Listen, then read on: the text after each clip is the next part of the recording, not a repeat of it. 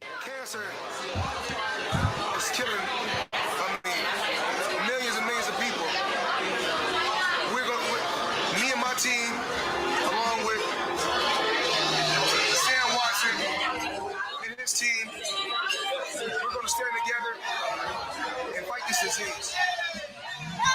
I've come this way before, traveled through the open door, circumstances navigated the path, and life happened all so fast. No, it got lonely sometimes, you see. I know we couldn't make it. Even when I'm offbeat, I still land on my feet, and nothing can shake me, cause I know I took a hold on. I never. This is where I am destined to be.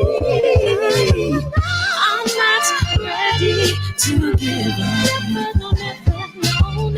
I believe in the miracle of life. Life's a play for no rehearsal. Learn quickly, they'll come for your role. Games we play can't take it personal. What's up, y'all? Y'all already know what it is, man. I appreciate y'all coming back in here, man. Yeah, man. Let's. Oh gosh, I'm exasperated.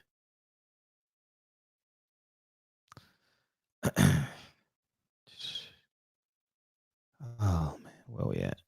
All right, man. Yeah, feel free to call in. Feel free to call in. Oh man. Yeah.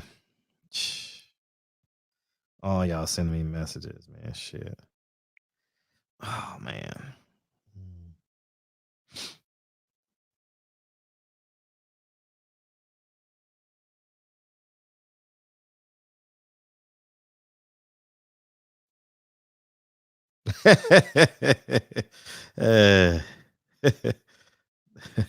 Thanks. Earl's funny. Oh man. Oh man. That apologies a lot. Eh. Where's that Nat Turner spirit, Haney? Yeah, man. Independence, right? Independence, man. Yeah, I mean, shit. So we are, man. That's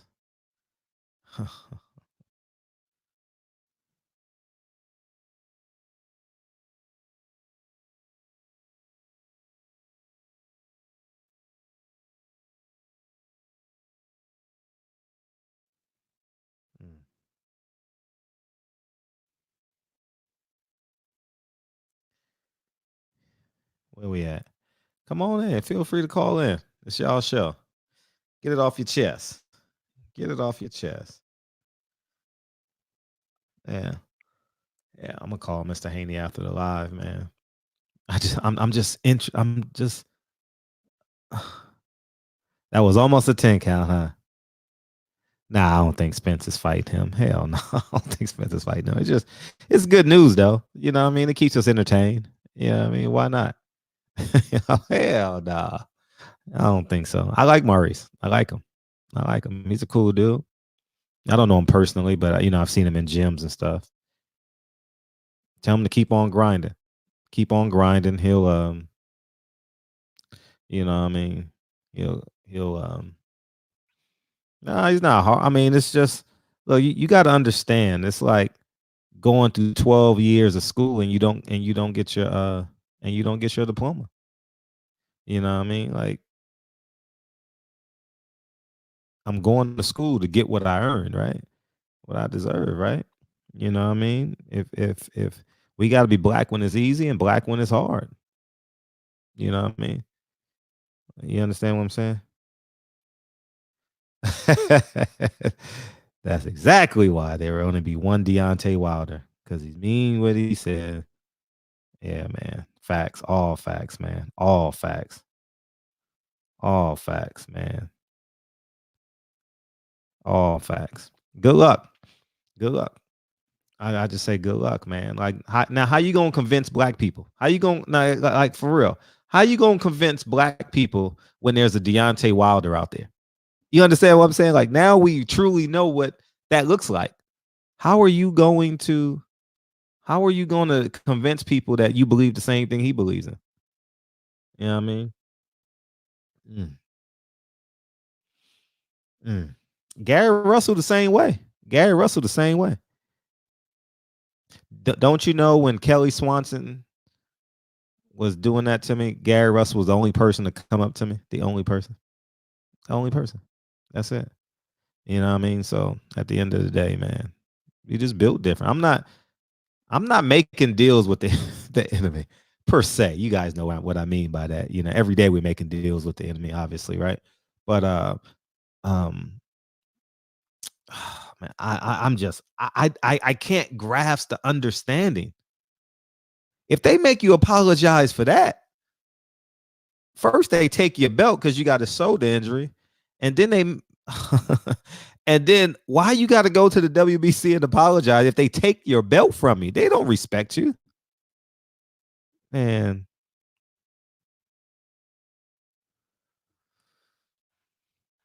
Mm. Yeah, Gary Wilder Spence. Yeah, and there's some leeway too because um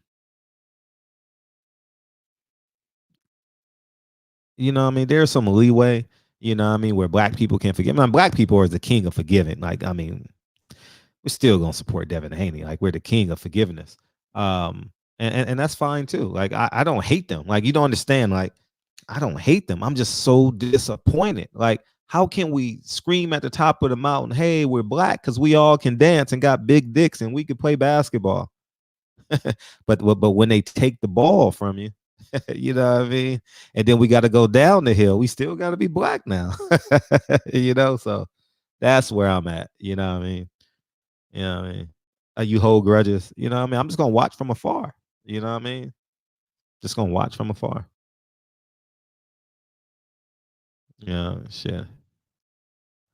I gotta protect my son though. Like I'm even more intentional. Like honestly, I gotta be more intentional with my son. I gotta be more intentional. Like I gotta talk to him more.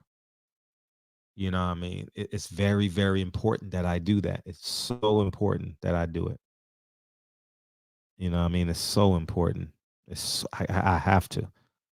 Like I have to drill this in my son. You know what I mean? Like I have to. Here's the link if you guys want to beam in. You know what I mean? Like I have to every day. Like you know what I mean? Like I have to.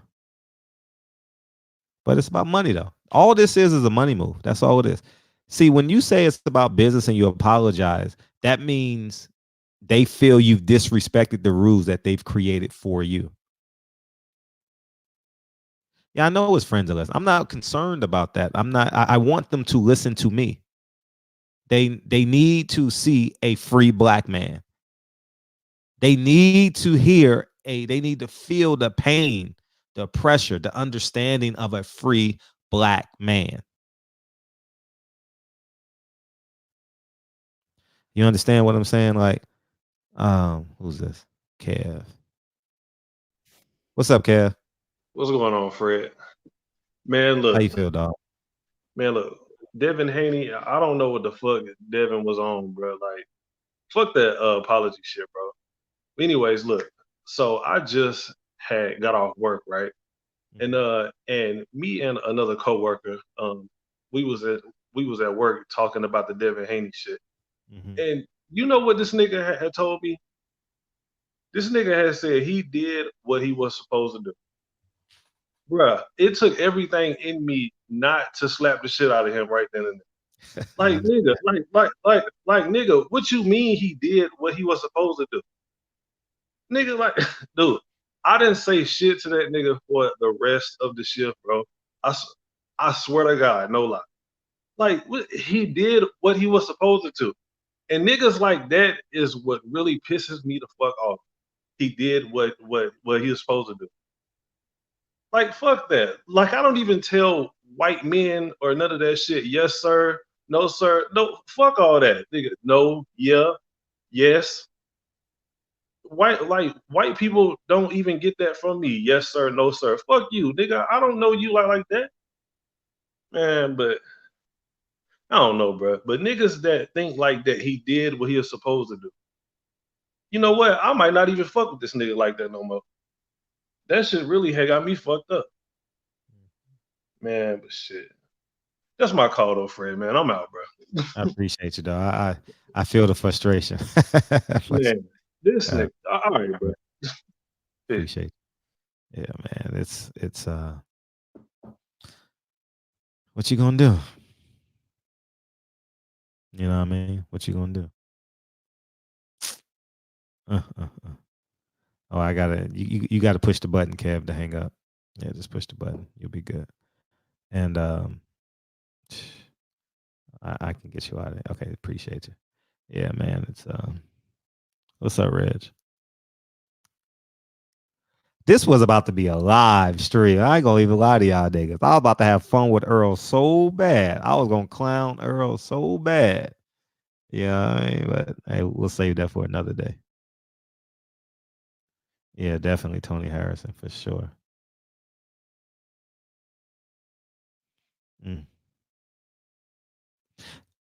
You know what I'm gonna do tomorrow? You know what I'm gonna do tomorrow? Something I've never done. I'm gonna listen to other people's videos tomorrow. I'm just interested to hear what all the UK media got to say. I'm very interested. I'm very interested. I'm very interested, man. You know what I mean? I typically don't listen to other people's commentary. You know what I mean? I listen to interviews and shit, you know what I mean? Because I don't have the ability to cover them. But I'm very interested to hear what IFL and all those other people got to say. I don't listen to their commentary at all.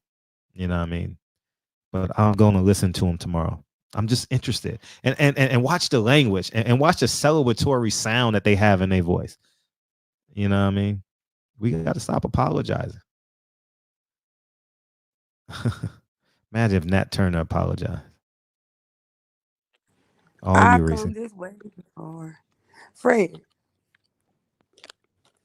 Fred. Yes. Y'all sound like this because I'm not sick, but I'm under the weather. I ain't got no corona, Yeah. but when you mentioned earlier that you gotta call Bill, that's the man name because I ain't calling he ain't my daddy. His name Bill. I'm grown like you going. Bill Hint his daddy, right?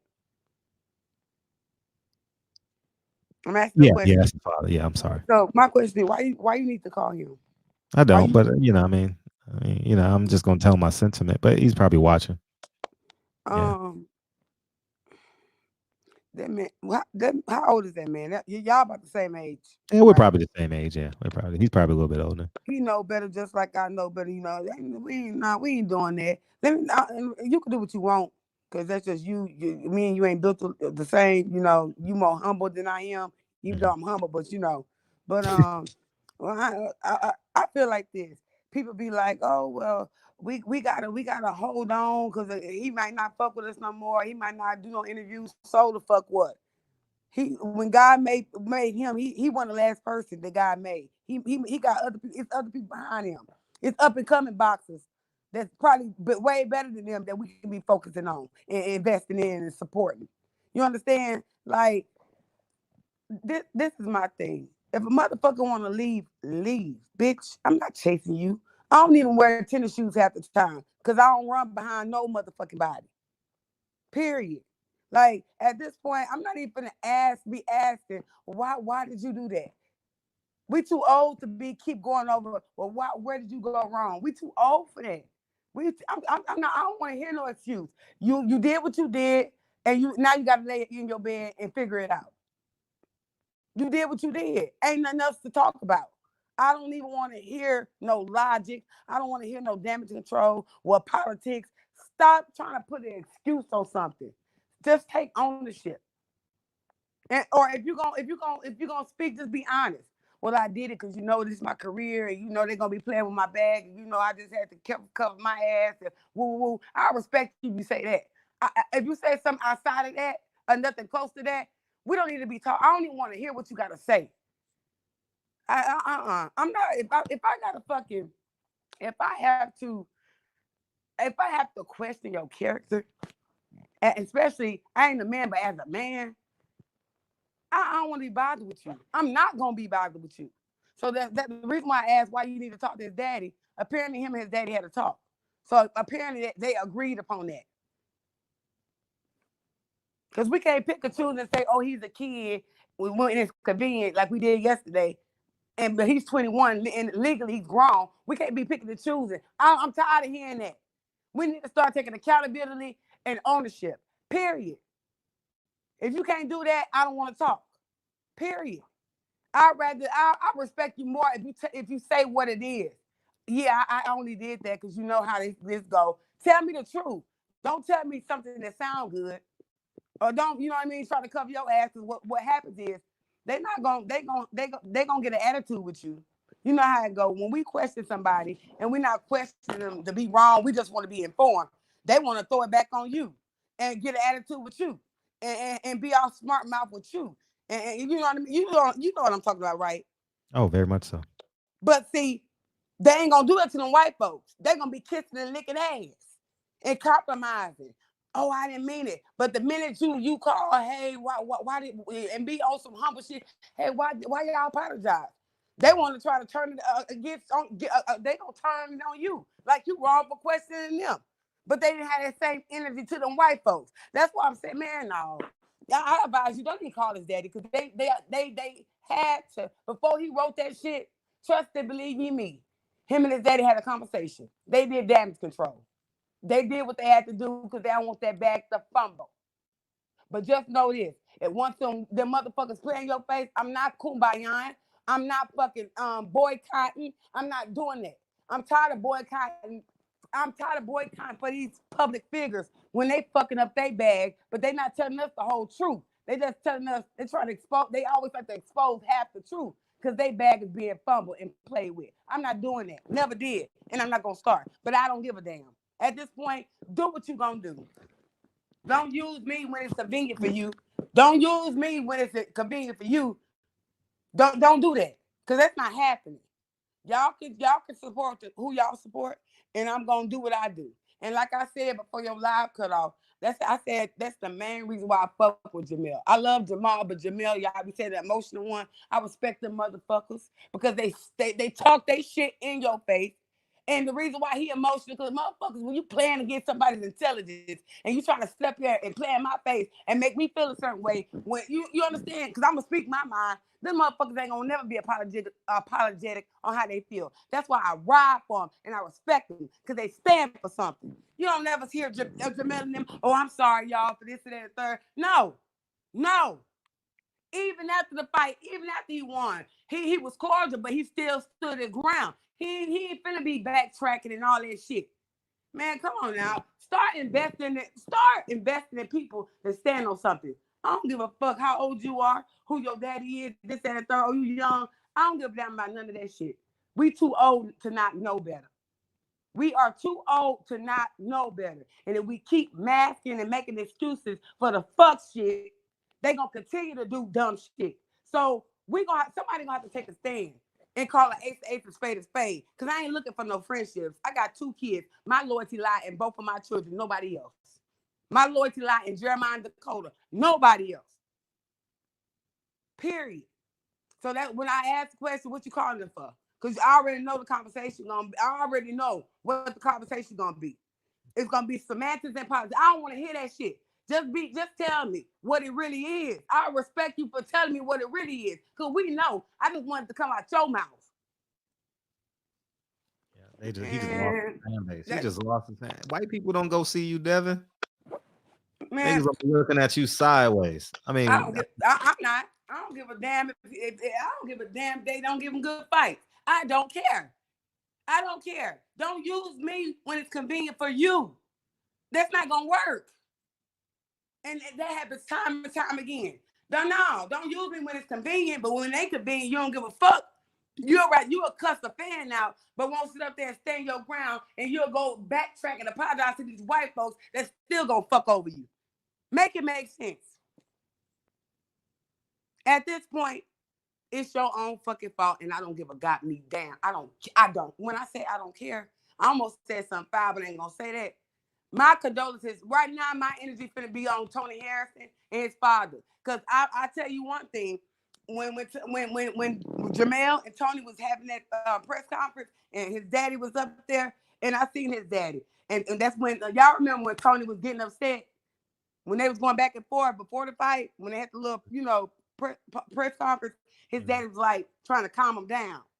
And his daddy was, I can look at somebody and they could do one little thing. That man had character and substance. Character, you can see character. it. You can see it. Yeah, he was he was, he wasn't trying to step on his son's toes, you know what I mean, and speak over him and make him seem like he sonning him. He was just like, son, like he gave him that hand movement and told him, said, Daddy, I got this. And his dad shook his head, all right. That man is no longer here. I respect men like that. He no longer here. So I'm not gonna waste my energy on these coon ass, fuck ass niggas that's all about a fucking dollar that don't have no value. $1 ain't worth shit nowadays. You better have some gold. You better have some gold. I'm not gonna keep working my stuff up for fuck ass niggas when it's other important shit we could be talking about. That man just lost his daddy. My condolences go to him and his entire family.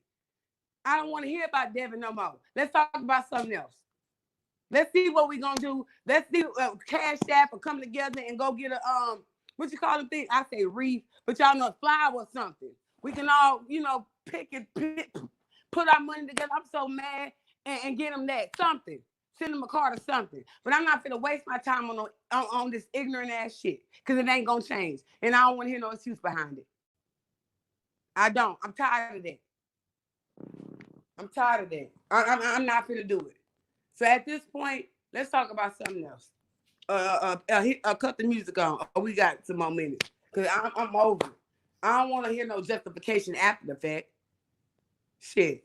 Because all black people do, they sit up there and kiss them white folks ass and then want to get into it with your own brother and try to act like we wrong. No, nigga, you fucked up. But I respect if you tell me, yeah, I fucked up, then to make an excuse and then make it seem like we tripping. Man, suck my daddy dick. That's what you can do. Suck my daddy dick. Because at this point, I don't want to hear shit. I don't want to hear it. I don't want to hear it. And no, I ain't being strong and tough. That's the type of shit that make me be like, There's a lot of fuck niggas around. I can't be a part of that. I will not be a part of that. Period. You can dress well, have the most money, you'll still be a dressed up fucking fool. A well-dressed fool. Got time for that.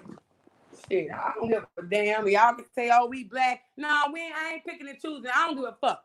When you start learning and acting and being who you are with your blackness, then I respect you. You ain't finna keep picking and choosing when you want to do this and when we gonna do that. No, now you playing on my time. No. And like I said yesterday on my IG, Devin, if you backtrack, I ain't fucking with you no more. And I promise you, I ain't got nothing to say to him.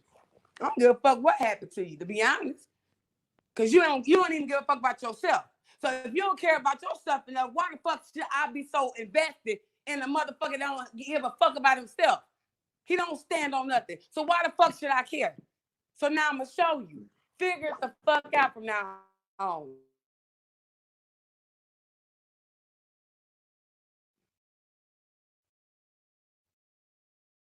Oh, shit, Reese. And Fred, good deal. Yeah, what's good with it, bro? Man, what's good, man?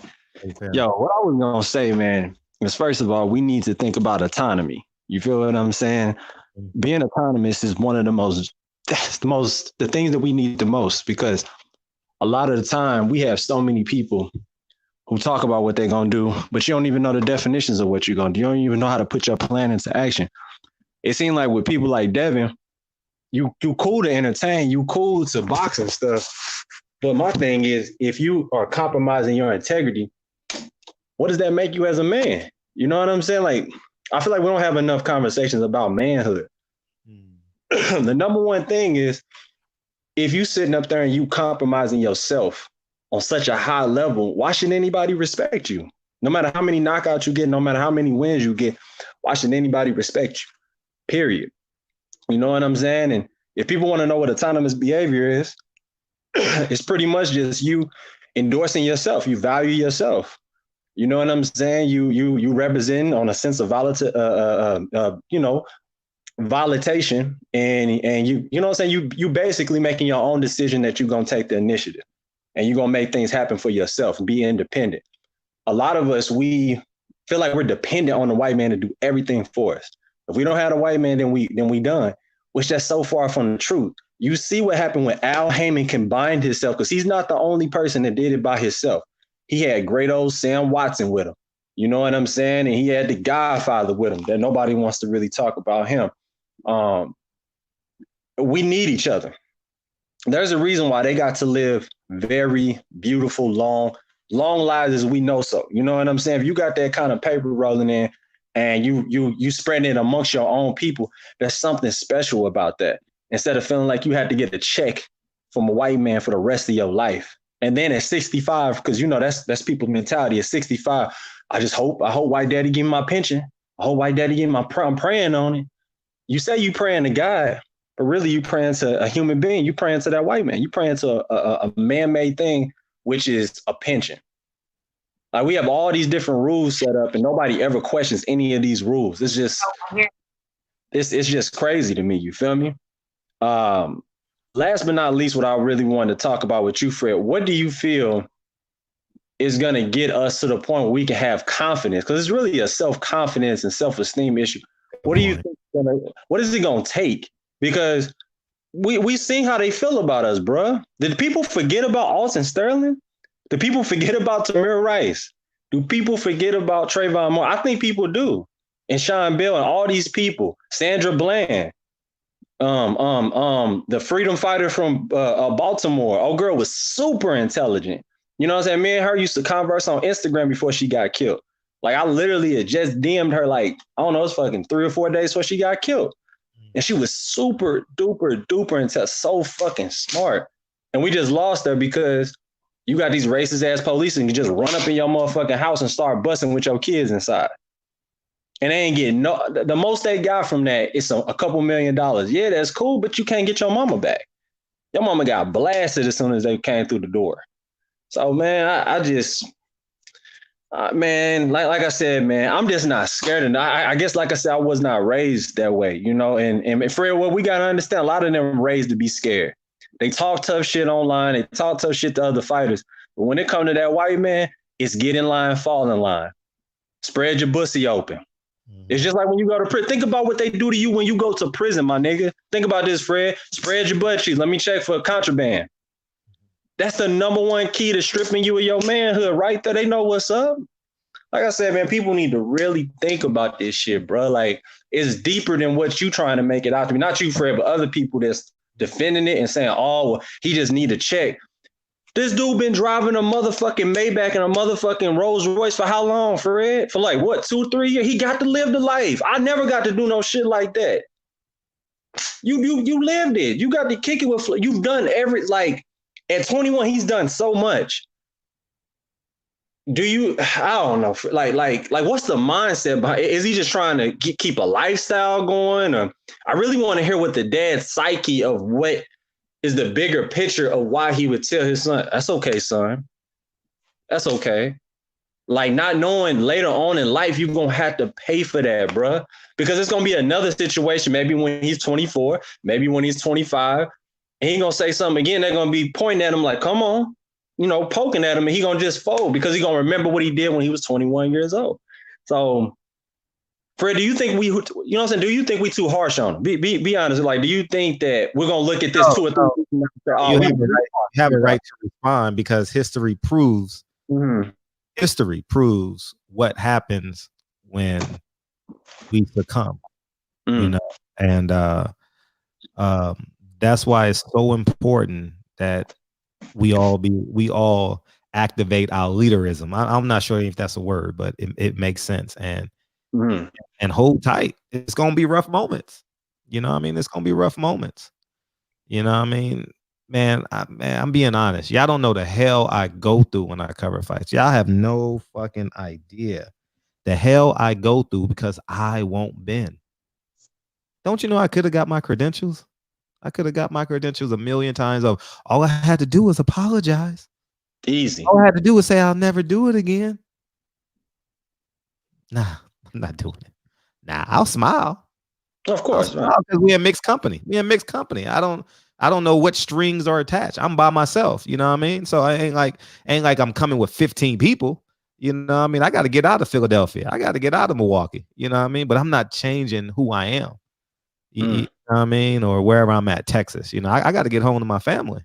You know, so that's But Fred, thank God you're not a Terry Crews. Remember when Terry Crews? He's 6'5", 255 pounds. He let a little itty bitty 5 foot, I think he's 5'4", 5'3" white man come up and do this.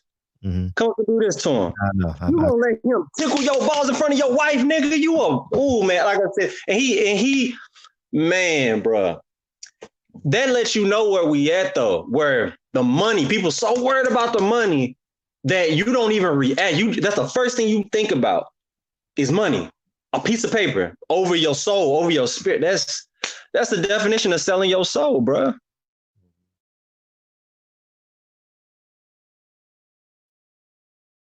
You froze. All right, we got a special guest calling in. All right, we're going to do this. Hang up if you on Beam. I'll get you guys in a second.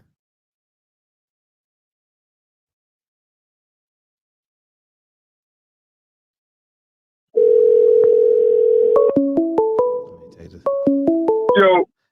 What's up? Yo. Yeah. Hello. Yeah, can you hear me? Yes, sir. Yes, sir, I can hear you. Okay, who's this? This Bill. No, Bill Haney. It don't sound like him. Man, come on, man. You know this is me. Oh, yeah, I hear you now. Okay, yeah, what's up? I hear you. Okay, go ahead, man. Go ahead. Yes. The world is listening. Here. The world is listening.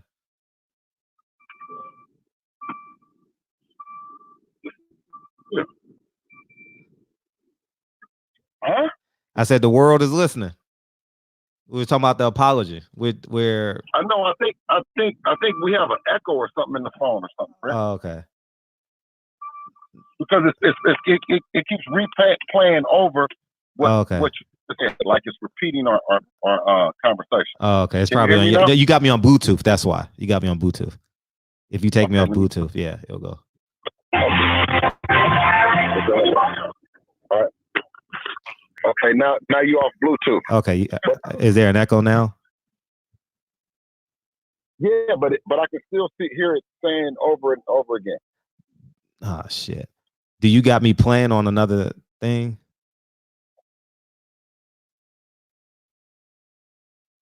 No. Oh, okay. It's still playing again. Over. Well, we can hear you just fine. Like we don't have an echo on our end. But it's repeating the thing. Can you hear that? Yeah, we can't hear it. No, we can't hear it. Okay, maybe if I got to mute. Hold on. Let me see something. Okay. Mm-hmm. Let me go into there and turn your live off. Maybe I don't. Yeah, that's probably what it is. Yeah, turn that off. Maybe we'll get it figured out, guys. We can hear him just fine. Yeah, but it's on your end. Okay, good. Now I can hear you perfect. All right. Go ahead, Bill. Go ahead, Mr. Haney. Yes, sir. Hello to everyone. You know, I mean, I hear hostility, you know, and I hear a lot of shit talking and you know what I'm saying? So, I mean, you got a real motherfucker that's on the phone that's going to defend my son to the bitter end about it, because I come up out the trenches with any one of the motherfuckers, every motherfucker that's on here that's saying something about it, I come out the trenches. So what's the question and what are we talking about? Because we're talking about a 21-year-old kid that said that he spoke on behalf. He said how bad he is. He said that he do his thing in the ring. And when he said it, when he came back with information that everybody's saying apology, what he actually said was that he didn't understand it to be offensive to all the people that he was offending, because he was directing it as a boxing comment and as a boxing statement in the field that he's in, you know, and that's how it went. So to everybody to just say that they're like condemning him or whatever about being the blackness, you know, I mean, I don't think our blackness is up for question. Now, I can definitely say that if it's some black people that don't like us, or if it's some black people that don't like him because of the decision that he made, then of course you have your liberty to do that. But you know, I don't necessarily agree with it. What was wrong with the comment? In my humble opinion, it was nothing wrong with the comment. Right. But at the same time, what I'm trying to say is, though, Fred, is that we're not no soft shoeing, just, I don't even know what the words to use, you know what I mean? Because I don't want to get in trouble, but I know that we got that energy and we ain't never had no problem with it. What we're doing is just trying to have a fight. You know what I'm saying? And when everybody was talking about the fighters, and I'm just say the fighters, and what the fighters was doing and how the fighters were being described as, or the fighter was being described as one of the greatest of our era. You know what I'm saying? And out of Devin's, bravado and Devin's wanting to fight him became about the conversation. So I don't know why we can't just get to them fighting, them getting in the ring. What must, you know what I mean? What do we have to take a silent protest in terms of not taking the fight? I think that the narrative has been flipped in the fact of all of Devin's work and Devin getting to the ability that he wants to fight, and then it's flipped. Oh, you said this, so now the fight. We saying, what's up with the fight, man? What's up with the fight? Did you say that we're not good enough to fight? Did you say that you don't want to fight us? It was mainly about the fight, and no one is answering any questions about the fight. Yeah, but the point of the apology, like if your audience, our core audience, right? Whether you're on my channel or the urban audience, right? We'll just use the term Black audience, urban audience, right? There was nothing wrong by you saying that. We're basically we playing dominoes and spades, and see, that's why he's saying. That's why he said in the statement, I regret making a statement that obviously, okay, it's more than just the family, the family and the close family and close friends, but there are some friends, associates, and alike that find it to be offensive. And it's like this, and I'm saying this to the world is, now we got to be intelligent about this shit, right? So when we say to somebody, we say, okay, we popping it, right? And we popping it to them, and then they say, damn, homie, I'm kind of offended by that. I mean, whatever place or where they might have went to get it, when they got to the place and it's offensive to them. If we're in jail or if we're in something, you're going to pipe that shit down. You're going to say, okay, well, this is the rules of this thing. You don't say nothing to me offensive, and I'm not going to say nothing to you offensive. Being that you didn't say nothing to me offensive, right? Then let me clarify. That makes that you're offended by it. So let me clarify. That wasn't my intention to offend you. What it was my intention to let you know is that you can't fuck with me. I can beat you. I'm better than you. You know what I'm saying? And when everybody just jumped on it, I should be one of the ones to say, okay, well, damn, Dev, when you said that you can beat the guy, you said you could beat the guy. You said you could beat the guy based on what? Based on your skills. You never entered in and you never did say, I can beat the guy based on my dad is black, or my dad is this, or my brothers are black, or my cousins are black. He said that I can beat the guy. You know what I'm saying? So technically, he wasn't using a race card. He wasn't using it from the race perspective. Now, if you had asked him about the race perspective or to use the race perspective, maybe we would have said, okay, man, this is not the most appropriate. This is not appropriate place or an appropriate platform or appropriate way that we can use in the position that we're in. You know, not that we don't support somebody else that might be in a position that they can. But Devin wasn't in a position, nor did he say that was his position, that he was better than anybody because he was black. He didn't say that. He said he was better than Lomachenko, he was better than Teofimo Lopez, and he was talking trash, but he was talking trash that I think that he believes in, and that he is. But he didn't mean for it to be derogatory towards a white guy that's in his rocking chair at home just watching the shit. A little boy that's 12 or 13 years old that ain't a fighter. It's several people that it wasn't directed at. It wasn't directed at every white man or every white person or every white guy that's walking around. I think that it was did in the context of boxing. In the context of him saying that he's better and he can beat anybody. I don't think that he just was saying because he wanted to smoke from not only Gary Russell, Javante, Teofimo, Ryan Garcia, Luke Campbell, the entire lightweight division. That's how I read it, Fred. But you tell me, you let me know what I'm missing on this. Or what the people are saying in the chat. Yeah, it's no need to apologize when you're being covered. So my take is if we are going together in this mission statement, right? So if you have black media, you have black fighter, you have black manager. Okay, let me put it this way. Yeah, let me put it this way. Sure. Put it this way. Mm-hmm. Let me put it this way. Okay. Now, when you had the incident with Porter, yeah, when you had not Kelly. When you had the incident, mm-hmm. You had the incident with Porter, mm-hmm. right? Yeah. Now, anybody that was with him ended up being a casualty of it because you were trying to get at Kenny Porter. Mm-hmm. So you regret the fact that the woman might have gotten in it. You know what I'm saying? Mm-hmm. But you didn't actually apologize for getting at Kenny Porter. Mm-hmm. But you might not necessarily want it, the damage that happened to anybody else that said that they almost got hit, they kind of got hit, they were offended that a woman could possibly get hit because that wasn't the agenda. You was really trying to get at that dude. Mm-hmm. You know what I'm saying? Mm-hmm. So everybody is trying to twist who he was trying to get at. And what he's saying is, man, I'm not even fucking with you, man. It's not even fair. Half the people that he's talking about, they don't box, they don't fight. He's not getting at them. And it ain't worth no money. Mm-hmm. So he's not trying to fight nobody that it ain't worth no money. He's a prize fighter. You see what I'm saying? So he was speaking in terms and the language that a prize fighter would speak on. Mm-hmm. But they said, okay, you know what?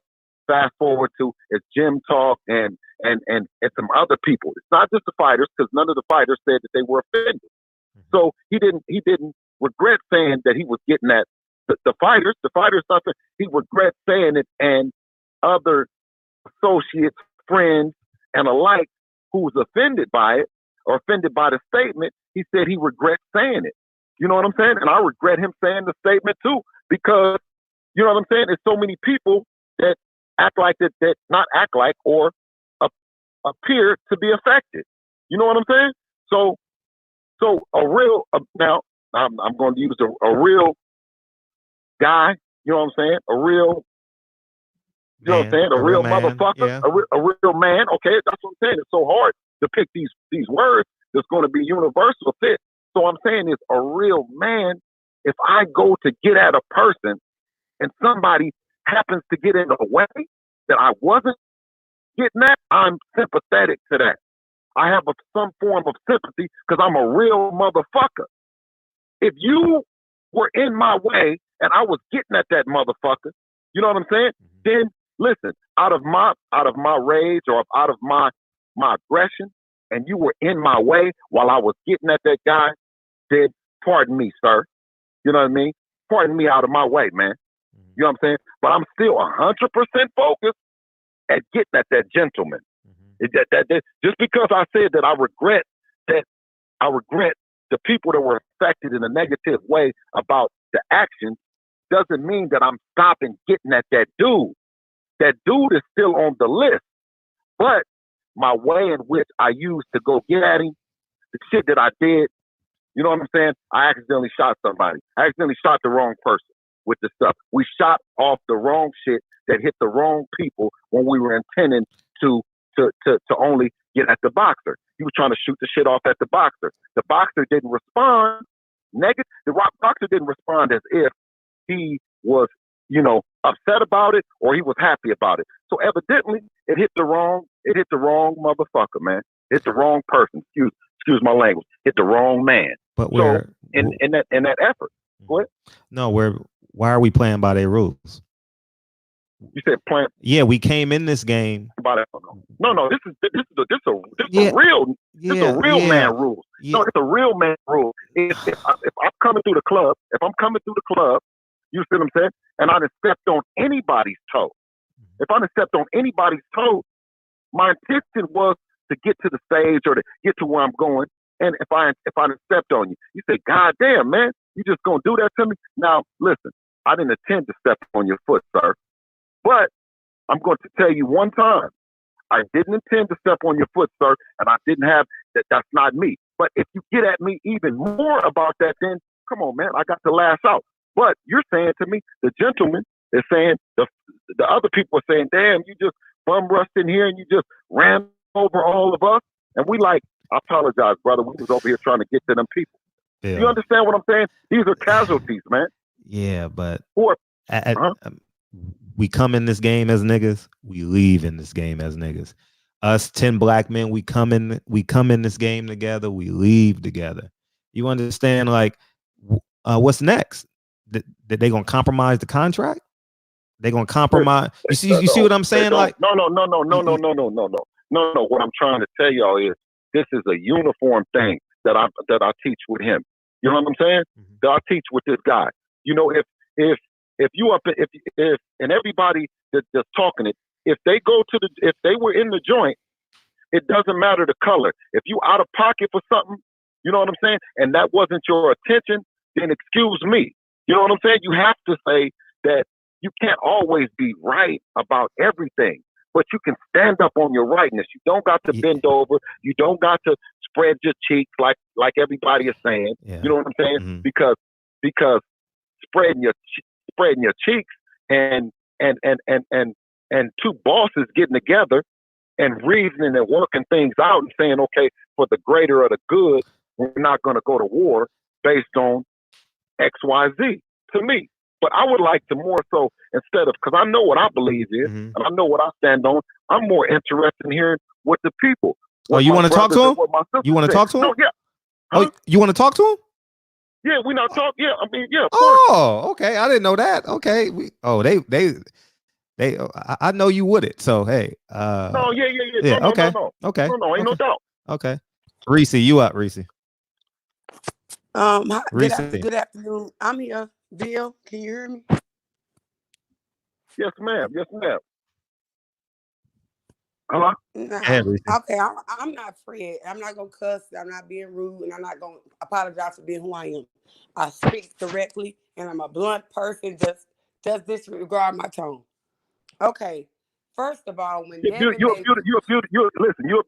beautiful queen, and no matter what your opinion is, I'm gonna still gotta respect the fact that you got an opinion. And I watch the show, and I watch the show, and I listen about the alpha male and the alpha woman. I believe in the woman is the strongest woman. The woman is the strongest human being on earth. I think a woman is stronger than a man in a lot of in most ways, other than having upper body strength, and lung capacity. I think the woman is strong. She can take more heat. She can stand more cold. She can stand more pain and all the stuff, And I think if you don't respect the woman, then you never gonna. If you don't take care of the woman, the calf ain't gonna never have good milk. So if you don't take care of the cow, the calf don't have good milk. And I'm sorry to make references to cows and calves, you're all right. but I really feel like that, and I hear you. And I know that you got an opinion. I know that it's strong, and it's about a man. I appreciate the compliments, but let me just say this. I appreciate all that. Thank you. But I'm gonna get to the point. Okay, so when Devin made the statement, because I put my before I open my mouth, I analyze the situation, I see what's going on, and then I make my assumption. When Devin made that statement, he did not tag nobody, and he didn't put a name on it. He didn't say nothing. He just made a statement. He just made a statement. So listen, hold on. Let me please hold on. So however somebody takes something that wasn't directed to no one is their own feelings. That we can't control how people feel and how people take things. Because people take things the way they want to take it. Regardless if you explain it to them, break it down, and show them, they're going to think what they want to think. So Devin made that statement. He was 21 when he made that statement. He was grown when he made that statement. Before he made that statement, he thought about it, to slept there and tweet it out. So at the end of the day, we're going to start with the excuse, okay? My thing is this. If you're going to make a statement and then and you felt that way in your heart to make that statement, why fold and apologize when you didn't direct it to nobody? Them white folks been playing in our face since goddamn 1816, BC, JC, FC, before Christ, during Christ, after Christ, whenever. They get on fucking live TV to this day talking about niggas, slipping and saying niggas and acting like, oh, we didn't mean to say that. Oh, them hood bookers did it, and then they do damage control. Devin don't owe nobody shit. Devin don't owe nobody shit. I understand, yeah, you know, it's politics. Fuck the politics. We gotta stop all that.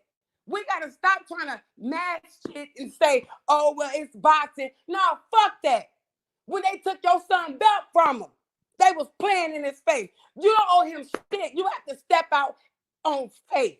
You have to step out on faith. We be putting everything into man. We depending on man. Depending on man to get our career. When it's God. God already got something destined for your son.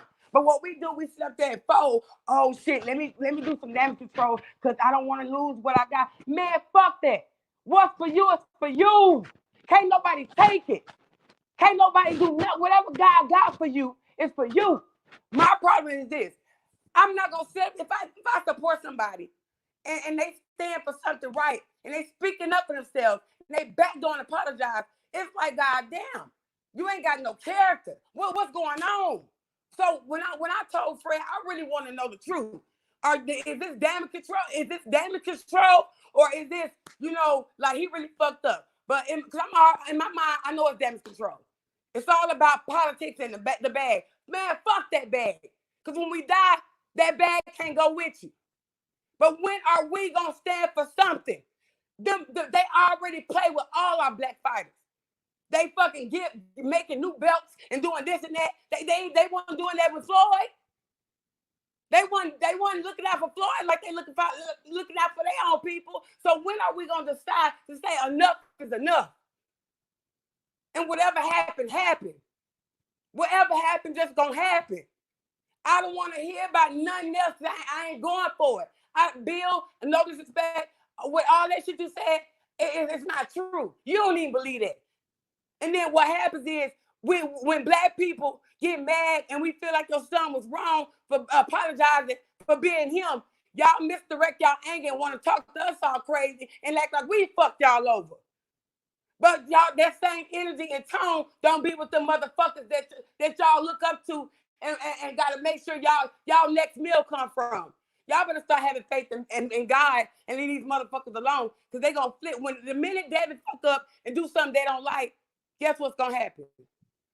They gonna throw you to the wolves. They gonna really fuck you over. And then you ain't gonna be able to say shit because you allowed it the first time. And that's all I gotta say. I'm listening. I'm gonna shut the fuck up.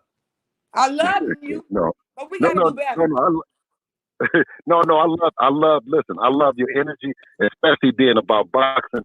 You know, I just love your energy. You know what I'm saying, sister? But now I'm from, you know, we're from Oakland, California. You know what I'm saying? So we down with this thing in a way that, you know, most people probably won't understand. Now, sister, now can I just ask you? You know, oh, you wanted it back on? Okay, go ahead. I'm sorry. Yeah, I'm still here. I'm listening. Please, sir. Yeah. Okay.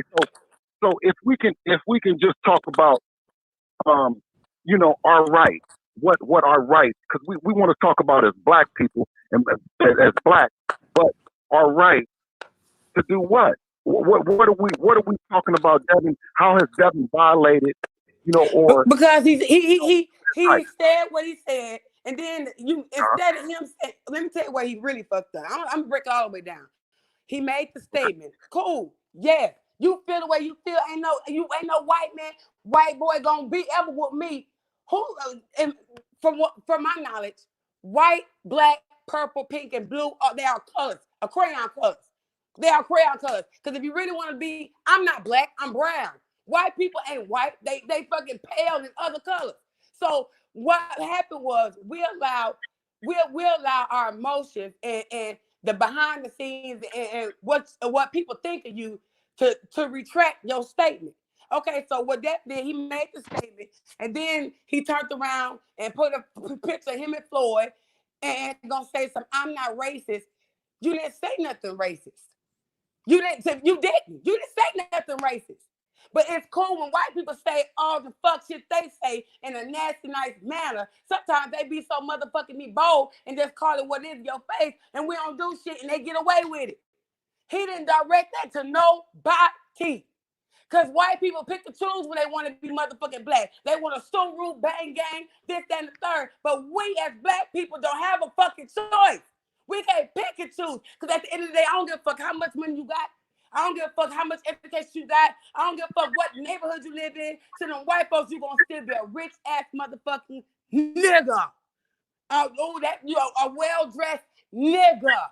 I don't give a fuck about your tax bracket and status. In their eyes, we are beneath them. So when we have somebody on a platform that Devin has, you should use your platform to the greater good. Stand on what you feel. You don't owe nobody no explanation, period. Whatever happened after that's going to happen. But when you stand 10 toes down, ain't nothing but good going to happen. So now that he retracted his statement, let me tell you what they going to do to him. Because let me tell you what Floyd did yesterday. Instead of Floyd, because he tagged Floyd. Instead of Floyd motherfucking ass saying, young man, I got your back. This bitch gonna be selfish. And I don't know Floyd's mechanic pain, but I don't give a fuck who you are. And now you posted pictures and shit on the jet with money. And so that's all you know. Because you can't rewrite a fucking spell. So you think money gonna suit things and mask things. No. He should have took that time and said, that's not my young man. You know what I mean? I love you regardless. It's gonna be okay. He made it about himself. Right after your son posted a fucking picture with him and tagged the motherfucker. So come on now, tell me something. He admired Floyd for what? For what? For hopefully for his ability, his athletic ability. But outside of that, he don't stand for shit. He don't stand for a motherfucking thing but Floyd, but himself. So come on now. We're not gonna make no excuses. Like I said, and the reason why I'm like this, I got 2 sons. I'm a black woman with 2 sons, a 16-year-old and a 13-year-old. Been thugging it by myself. I'm raising some kids. I'm raising kings. And guess what? The way they mommy is, they're gonna be just like that. They're gonna know better. If you say something, mean what you say. Because clarifying and apologizing is 2 different fucking things. I can clarify all day long that I apologize. I'm gonna make you clarifying it, informing somebody, making them know it. Where they ain't gotta agree with it, but you making them understand it.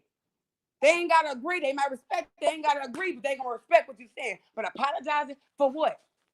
What the fuck he apologized for? He didn't tag nobody. He just said what he said. So motherfuckers gonna take, whether you said something good, people gonna take shit the way they want to. And that's them. You can't control that. But what we gotta stop doing is when we start calling people out on their shit, we misdirect our energy and want to cuss a supporter out because I ain't never been a fan of nobody. I'm gonna say that right now. I ain't no fan. It's a difference. You got people that genuinely support you, and we invest their money, be robbing Peter to pay Paul to make sure we can go support you and be there in the crowd, cheering you on, give you encouragement. We'll sit up there and want to go back and forth and get mad at us when y'all need to be getting mad at the motherfuckers that made y'all feel like y'all have to apologize. So when somebody got to do it.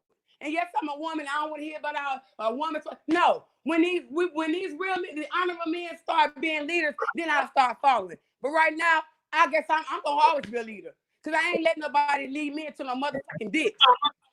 Nah, we ain't doing that. What kind of work do you do, sister? And like just like about the last time I had a job with Spectrum, the Old Town Warner was 2017 when they tried to play on my time and my face. But I sell pharmaceutical medication and I'm good. I got the best of both worlds. My kid's dad is the ER surgeon. Okay, I'm good. I ain't working for nobody because the way my mental set up, I don't know how to. I can't. Ain't nobody finna be dictating to me how much they gonna pay me. They ain't finna be dictating to me when I can come to work. Because the minute something happened to me and my family, they're the same company. They gonna send you a thank you card, no get well card, none of that bullshit. They gonna replace your ass. They don't even have no common courtesy to say send the condolences.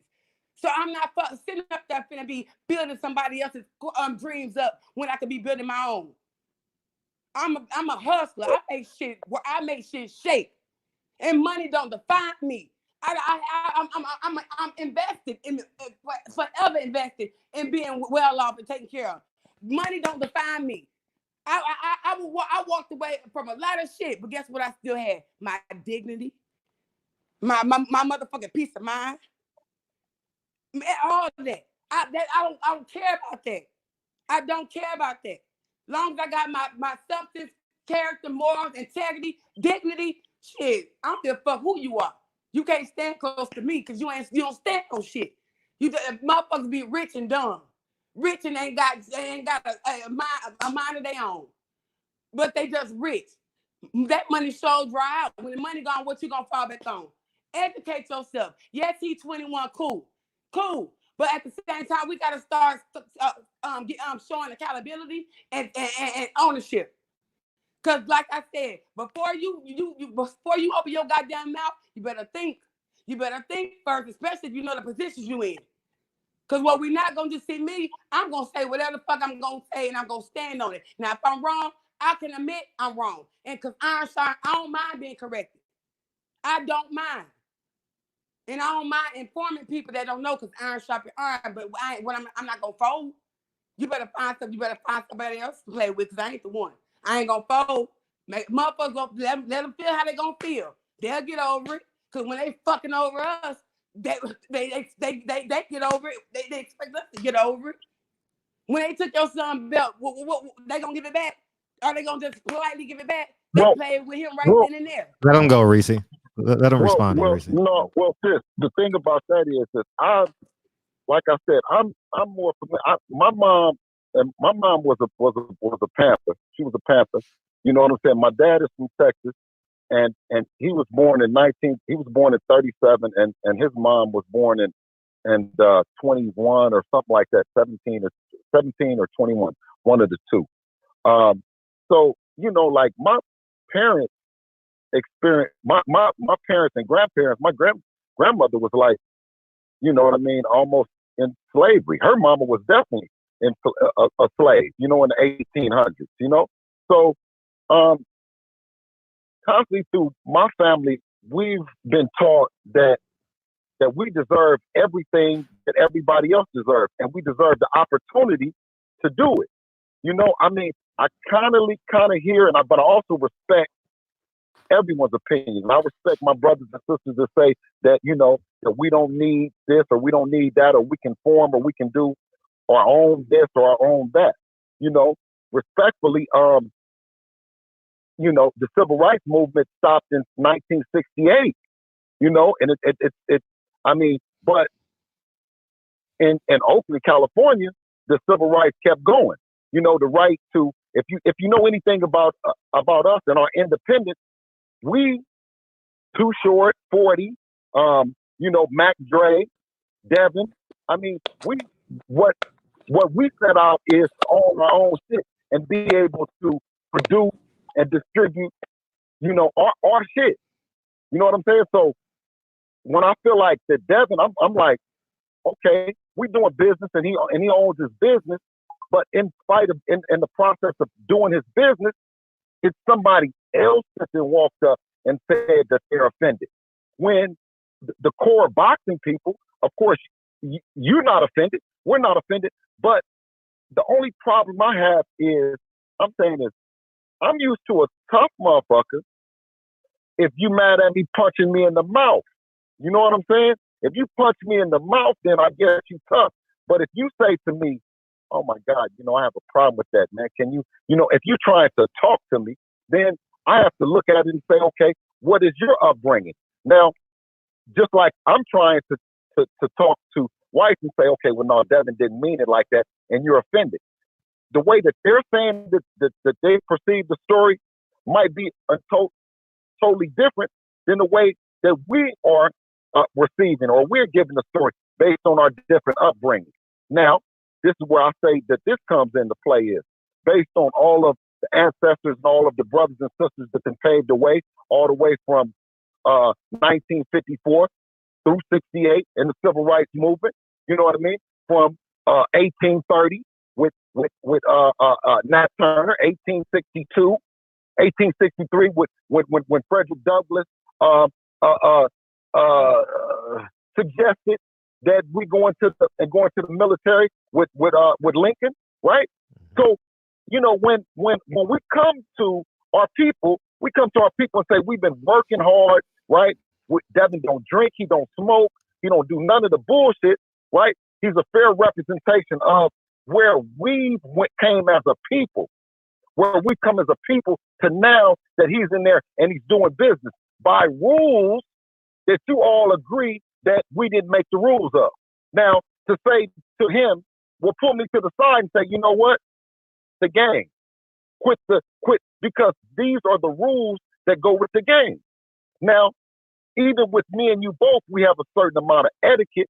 We're not just loose with our lips the way we would talk comfortably. So we still have a controlled sense of conversation that my son at 21, as he gets older, will be able to control. But that's where the doo-doo comes in. When kids are 5, 6, 7, they're going to say their opinion. 8, 9, 10, 21, 23, 25, 26. You know, you start having a little bit of that. Well, I got to play the game. So, you know, when it came to Devin and saying, okay, well, the game is this, man. I understand that you did not offend you did not intentionally offend somebody, but how do we deal with the people that you did offend? So you say to them people, you say, you know what? Fuck y'all. Y'all ain't offended. I'm not paying attention to y'all. Then we're just as guilty as the bigots and the racists that came before us. Now, this is where I say that I'm intelligent, I'm good. I said, you know what? I said, man, we bigger than that, man. Black people, we have always been big.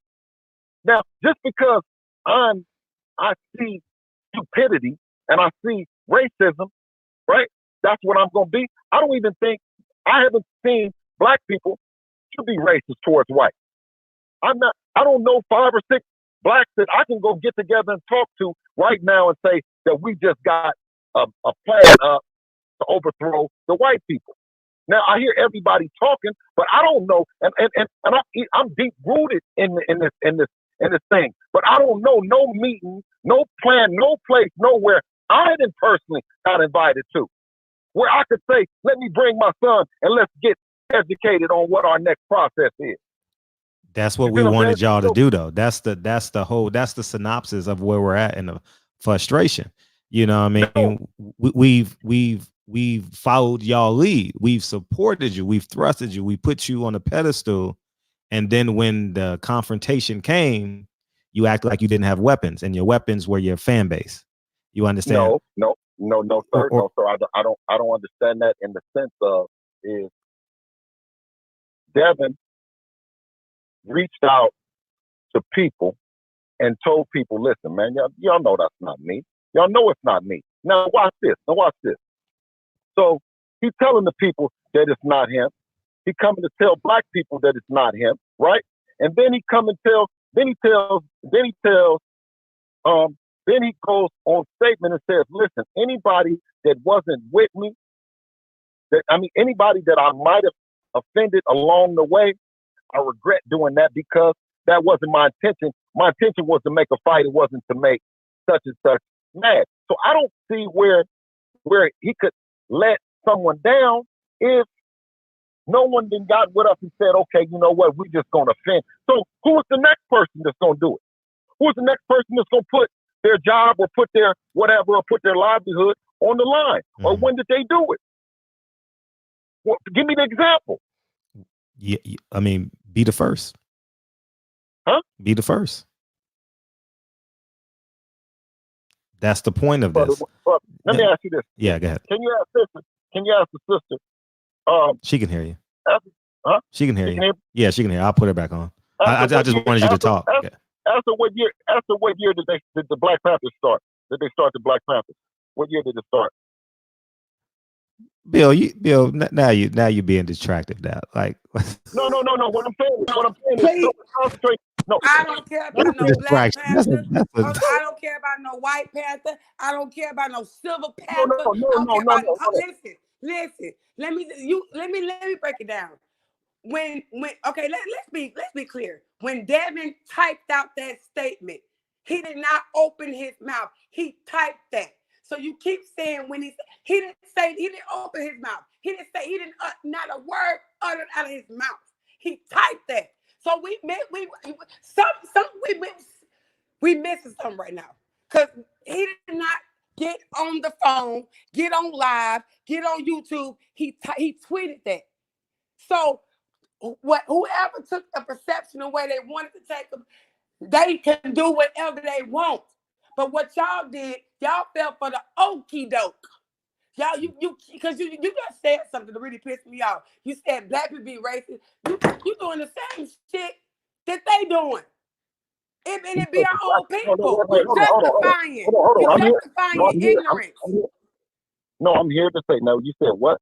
I said You what? doing the same. You was trying to make an illustration about 3 minutes ago about, black people can be racist. That shouldn't even came out your motherfucking mouth. No, I ain't said no black people. I said no. I said I don't know any black people that's racist. I don't know black people that's racist. And I'm just saying that no matter what people are saying, right? And they twisting up a young dude, right? But guess what, though? Your son didn't say nothing, Bill. What did your son say? I'm gonna tell you this. So I know you, and I can tell you if you know that your son is on something, and somebody come with him with some bullshit. I already can tell what you'll get down. I'm gonna make you laugh.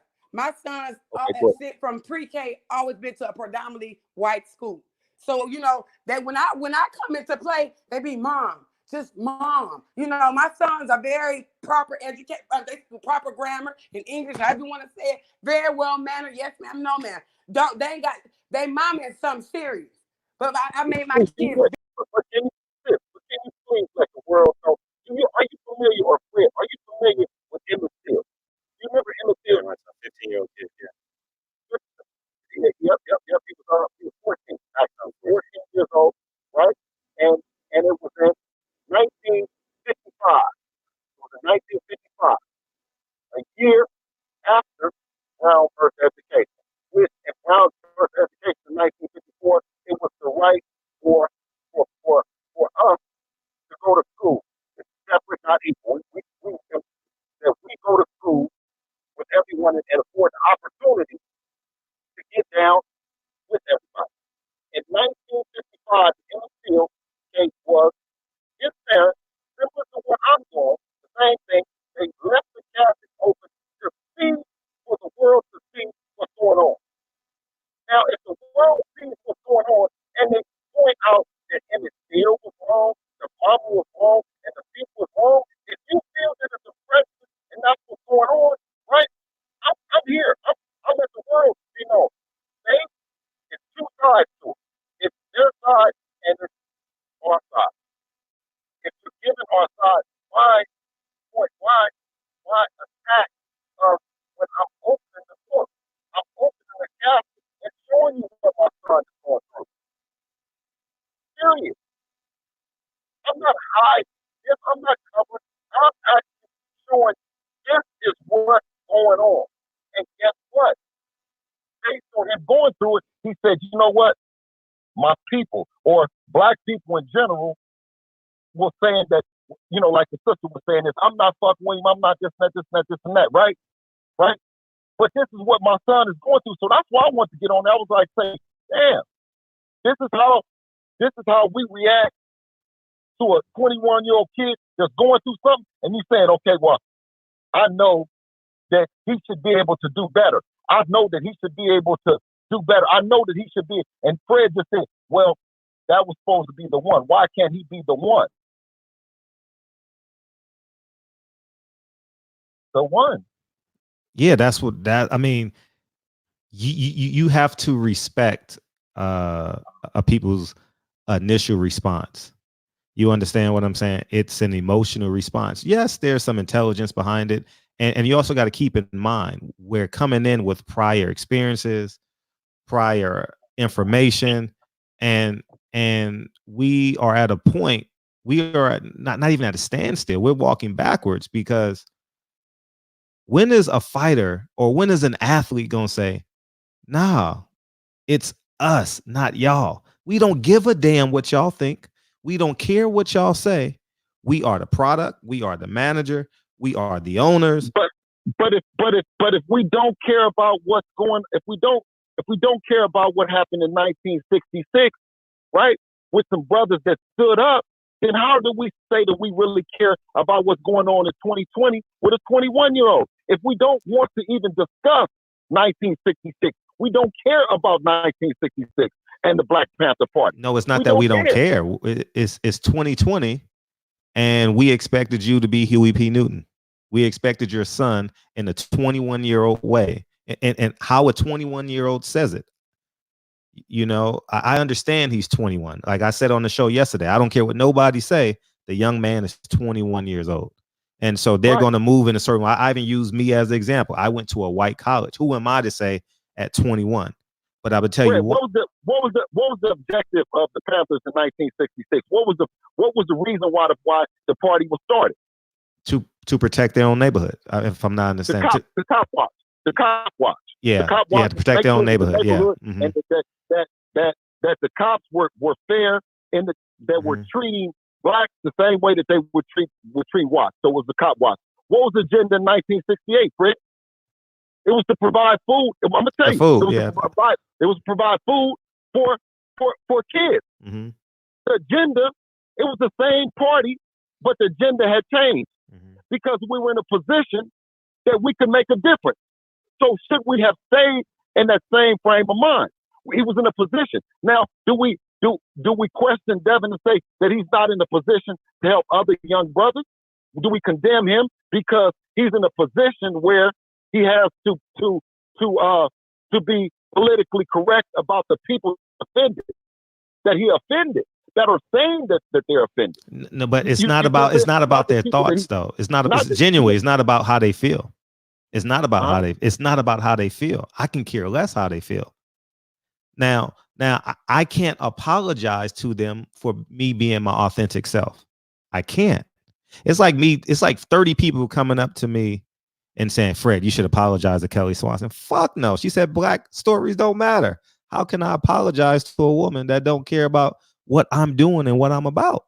The overall synopsis of this is the same people that you apologize to will be the same people that will fire you, or will be the same people that will give you $20,000 for a fight when you're 34 years old. You understand what I'm saying? And they're not going to respect how you got there. You understand? See, and this is just my take. Devin is a wealthy young man now, right? Wealthy, got a lot of money. He has a lot of attributes to show for it. At this point, he can move how he wants to move relative to his career.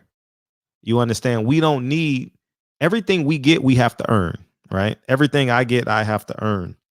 And because we have the ability to earn and we have earned it, we have power amongst ourselves.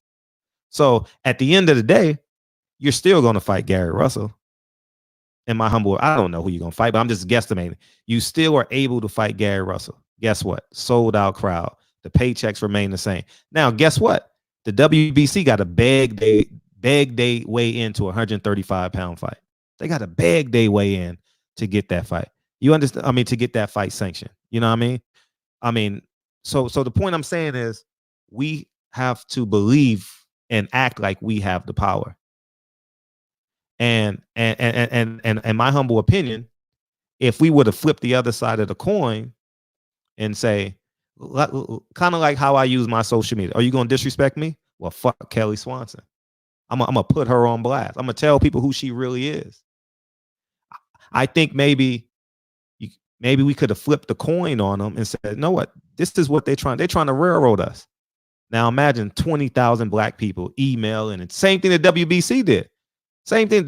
Same thing. The WBC got tired of me fucking talking about. You know how many DMs I haven't responded from the WBC in my DM? I ain't even responding to them because I know my power.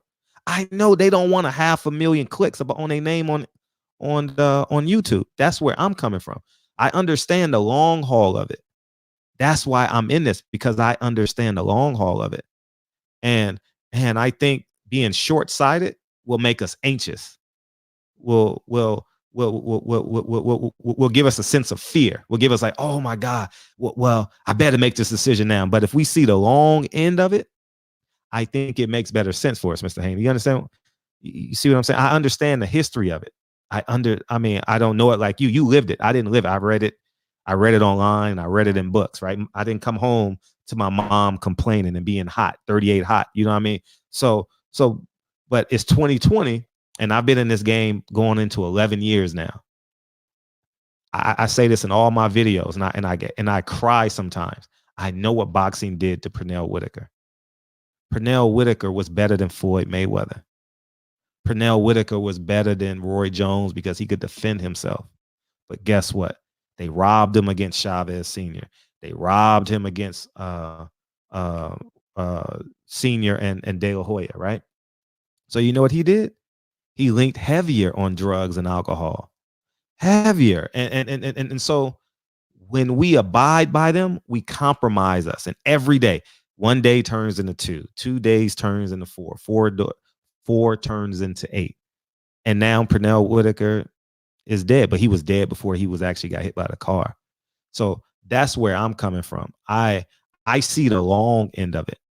I genuinely see the long end of it. Like, I don't like it's I always use example. I had many of opportunities to take a job elsewhere. When I'm making a couple $1,000s on the YouTube doing this shit, I don't do it. I do it so if this injustice happens to Devin Haney, guess what? Devin Haney can come to me. I can go to another channel. Next thing you know, we got 1 million clicks in one day because somebody disrespected Devin Haney. People don't want to see that. People don't want to hear that. You know, and that's what I ultimately believe. The long end of it. We playing 9 innings. Yeah, you hit a 3-run home run in the first inning. Good. But we got 8 more innings to go. And we got 17 pitchers in the bullpen. And those 17 people in the bullpen was maybe Reggie Owens, who's waiting to talk to you. Maybe the other guy's a lawyer. Maybe the other guy is a promoter or something like. I don't know that, but I know how it can build and build and build and build, because when I see myself, I'm a reflection of hard work. I'm a reflection of standing on my square. I wasn't rich. Go ahead. I didn't know that though. I see, because I come from that element. You know what I'm saying? Mm-hmm. And I didn't know. I thought that brothers and sisters, you know what I'm saying, wanted or would appreciate more having a young kid that, you know, is being responsible about his actions towards people in general. Mm-hmm. You know what I mean? And like I said, he regrets all this talk and all this controversy about him because he was directing it on some boxing shit. So it then went way, way past boxing on to something else. You know what I'm saying? So to me, I don't understand that black or your people, really your people, would come down on you about you done came home and it's like, man, I done had a bad day, man. These people talking about I done did something or I done said something about them. I didn't mean that shit like that, man. I didn't mean that shit. And that was what it was. He didn't mean it to mean that all white boys, no matter who the white boy is, they cannot beat him because he's black. He believes in his skills, Fred. You know he believes in his skills. You know he believes in himself. And you know that he don't believe that he just got it just because that he's black. He is a black man that works hard, right? And that shows up to the gym that's good. He's a black man that's very, very good, that wants to fight everybody. And that's just the gist of it. Now me, now me, I'm a black person, and I could see the sister, if the sister's son or whoever, or your son or whatever. You know what I'm gonna say? Because I'm a big homie, I'm a big dog. I'm gonna say, man, leave that man alone, man. Y'all tripping, man. You tripping? Listen, brother, you tripping, and homie, you over here tripping. Leave that dude alone, man. Y'all know that dude ain't on that bullshit, man. Now, if we see that the dude is on some shit, then we gonna keep talking and coming with it. But I've never seen somebody that you know deep in your heart that ain't what it is. He don't want you mad, and he don't want you mad, but we still keep on with the shit. Now, we say that, to me, I would just say that wasn't the statement on them, and now they're trying to make him apologize for something, and he's not apologizing for it. He's saying that he regrets that it. That's an apology, Phil. He apologized. He apologized. That's an apology. That's definitely an apology. Yeah, that's an apology, man. On four corners of the earth. Well, listen, I hope that the people can leave him alone about it and know that he does it. Let me make a statement at the bill. Yeah, go ahead. I got you, Reg.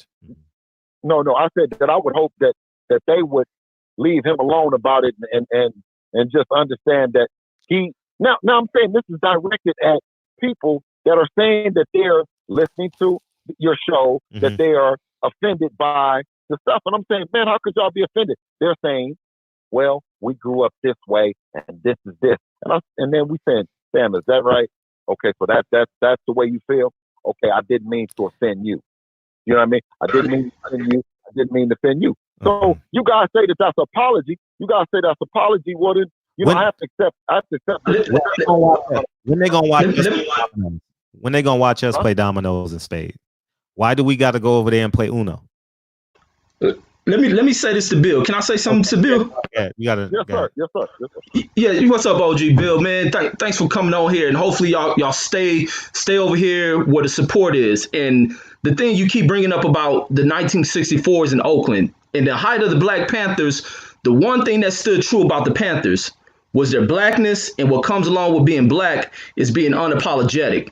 There's no need to apologize to people for statements that are made. When you speak from truth.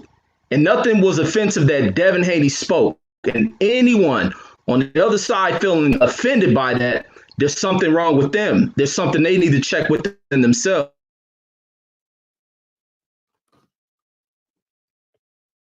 He froze. No, I'm here. No, he froze up. Let me bring him back in. Okay. Yeah. A comment made in that show. Oh, hello? Yeah, you're back now. Go ahead. Yeah. Hello? Yeah, you're back. Okay. So stating that he felt what him looking at and learning, feeling that he offended folks that are around him. If they know Devin Haney, they know the character Devin. And if they listen to the interview rather than listen to some article, they will know the context and what he spoke. And they can see that there was nothing offensive about what he stated. Black folks do not have this ill intent towards whites.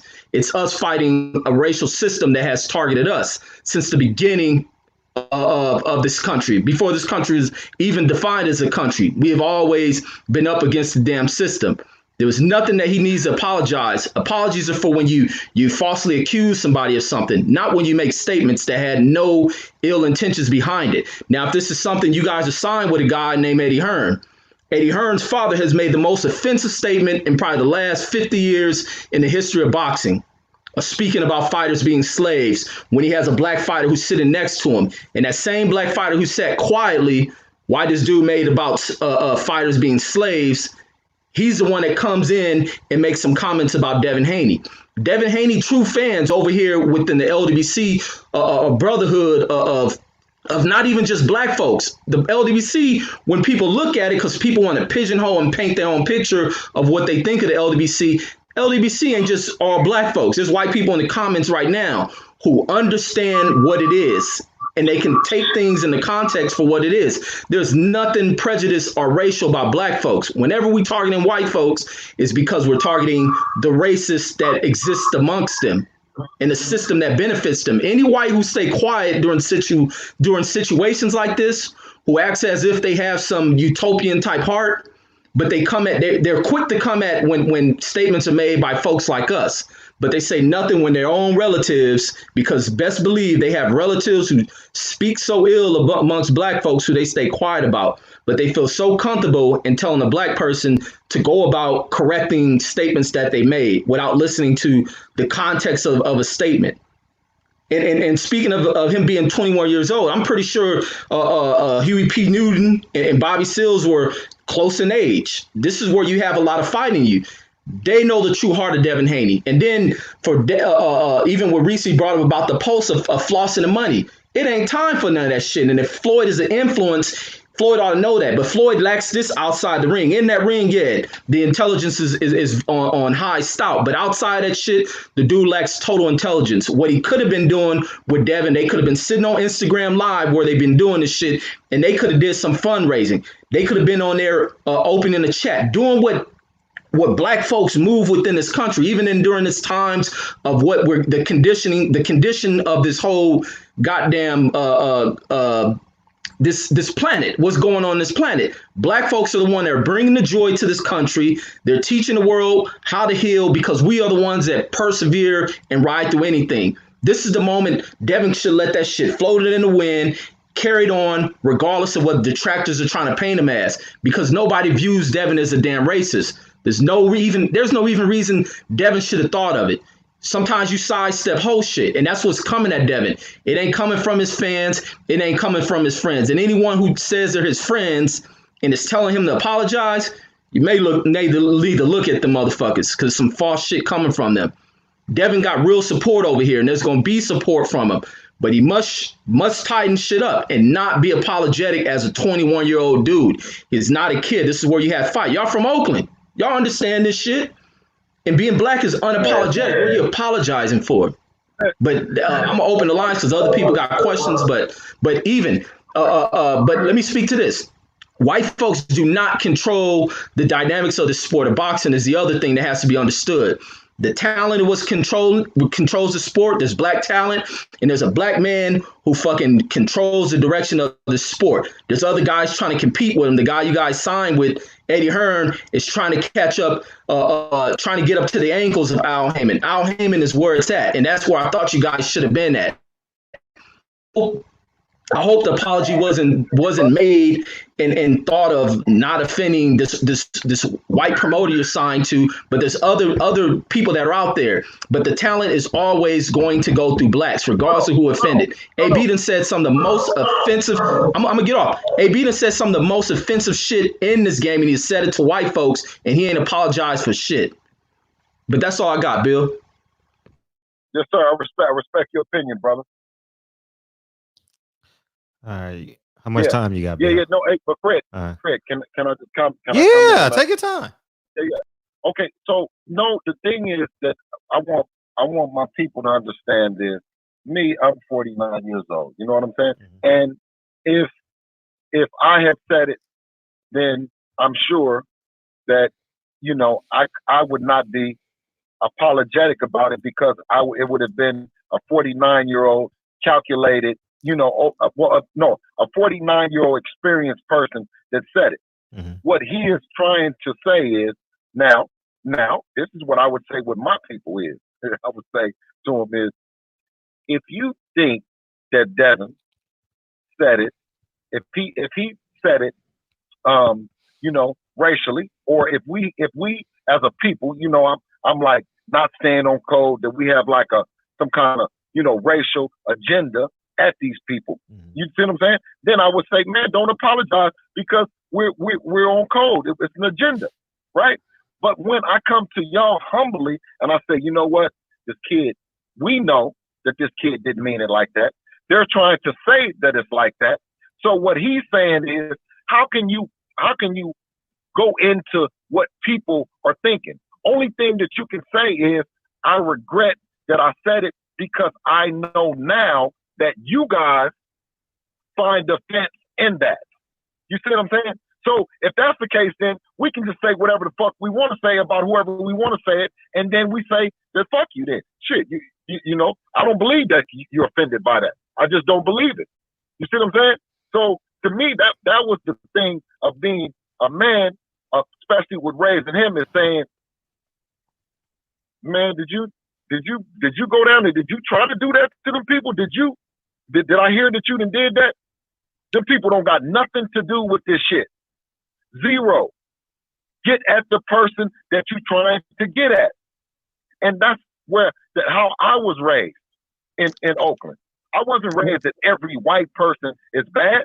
It was white people that was in the Panthers. So to generalize and say that there's no white people that's good is wrong. But Mr. Haney, good evening, Mr. Haney. This ain't fresh, man. What I wanted to say real quick, bro, and look, and you are super intelligent, right? This reason why I'm even, getting out here to talk about it, because I know you're not ignorant. You feel me? You come from Oakland, man. You come from one of the most, when I talk about one of the most realest cities, right? So I'm gonna speak some real stuff to you, man. Look, I know you was raised on right is wrong, and you know what I'm saying? Right is right and wrong is wrong, right? Right. But in certain instances, you have to break that. And I'm gonna tell you why, because they not playing fair. They're not playing with a fair hand. It's almost like when you in poker, somebody cheating, you gotta be on, you know what I'm saying? You gotta be on one up on them. You understand what I'm saying? And basically what I'm trying to say is we are a 400-year, you know what I'm saying, deficit. They in a 400-year, they good. Like they don't need no apology. That's all I'm trying to get at. They don't need no apologies, bro. They're gonna be good regardless, because at the end of the day, they stay on code. That's the reason why Trump is in office. There's a reason why they went so hard on Obama, and Obama wasn't trying to do nothing to them. But they was going hard on us. That's why all the Alton Sterlings was dying. That's why the Trayvon Martins was dying. That's why Sean Bell was dying. Sandra Bland was dying. You understand where I'm coming from? Like what we trying to say is we support Devin, right? But we need him to understand the semantics about just understanding the 2020 politics of black codes. All we just trying to say is, bro, we don't want to look at him and go, damn, there go another person who sold out, which I know that's not your intention of your son or you. But now that we know how you truly feel, and we know that you know what I'm saying, ain't on no fuck shit, then we good, but we just did not know. It's like when you see that statement, you can't fault us for having an emotional reaction behind it. You know what I'm saying? Like when you have any type of statement, I live on cause and effect. You know what I'm saying? And you just have to be really on point about, you know what I'm saying, what you're saying, because you got to remember, I know you saying, oh, well, my son shouldn't have to be accountable for this or that, but he's a public figure. You feel what I'm saying, G? Like, he's a public figure. And I know he's 21. Right. But there was a lot of smart people that was 20. Think about the guy that got killed in Chicago. That was Fred part Hampton. of the Black Panthers. His name was Fred Hampton. He was only 19 years old, and he was smarter than Huey P. If you heard some of his speeches, he was brilliant. The man was brilliant. Black man was brilliant. That's why they killed his ass. That's why they shot him graveyard dead while he was in his sleep. They were cowards. He was in his underwear, and they killed that man. That was some coward shit. But that's why I'm trying to get at. Like, we gonna support you. Look, my bottom line is what up, brother? What up? Okay. I'm listening to you. Go ahead. No. Pardon me for interrupting you. You go ahead. I'm just gonna finish my point with this. Ownership is number one, right? Autonomy is number two.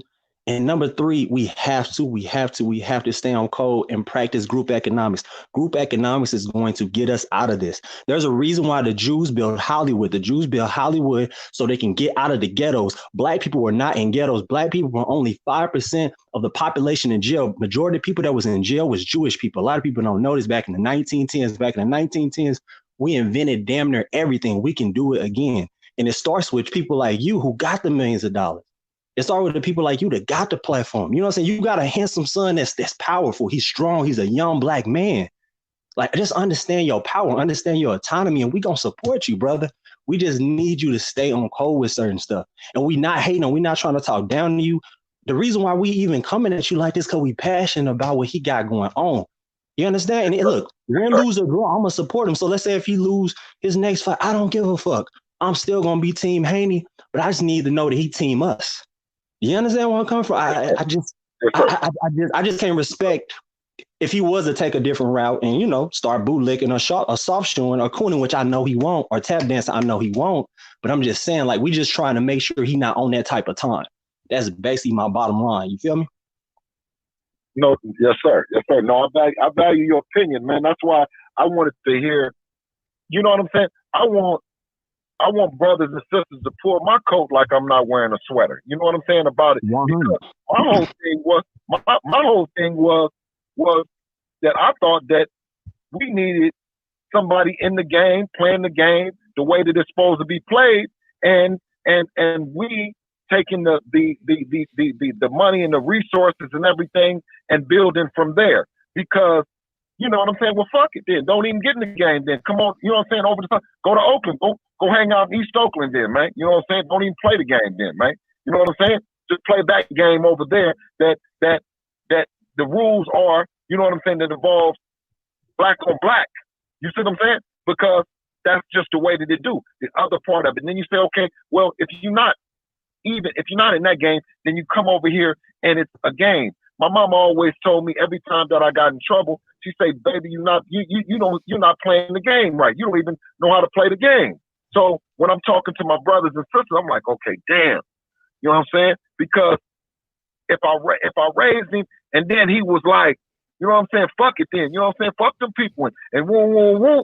I'm like, damn, so if that's what they would have liked most, you know what I'm saying? So with Obama, by Obama being one of our leaders, he must speak in a way that he's not ousted out of being able to play the game. So I felt like from Devin's point of view, I said, well, shit, we got to get sharper, because what we're trying to do is get a point across. And they came with some shit and said that they was offended by that, even though we weren't trying to offend them. So, okay, so boom, let's strategize on it. You know what I'm saying? Now I hear everybody else is saying what's wrong, and we take all that. But at the same time, we still have to go back home and come up with a strategy to do what he does best, and that's fight. You know what I'm saying? Which the agenda or the narrative had changed a little bit.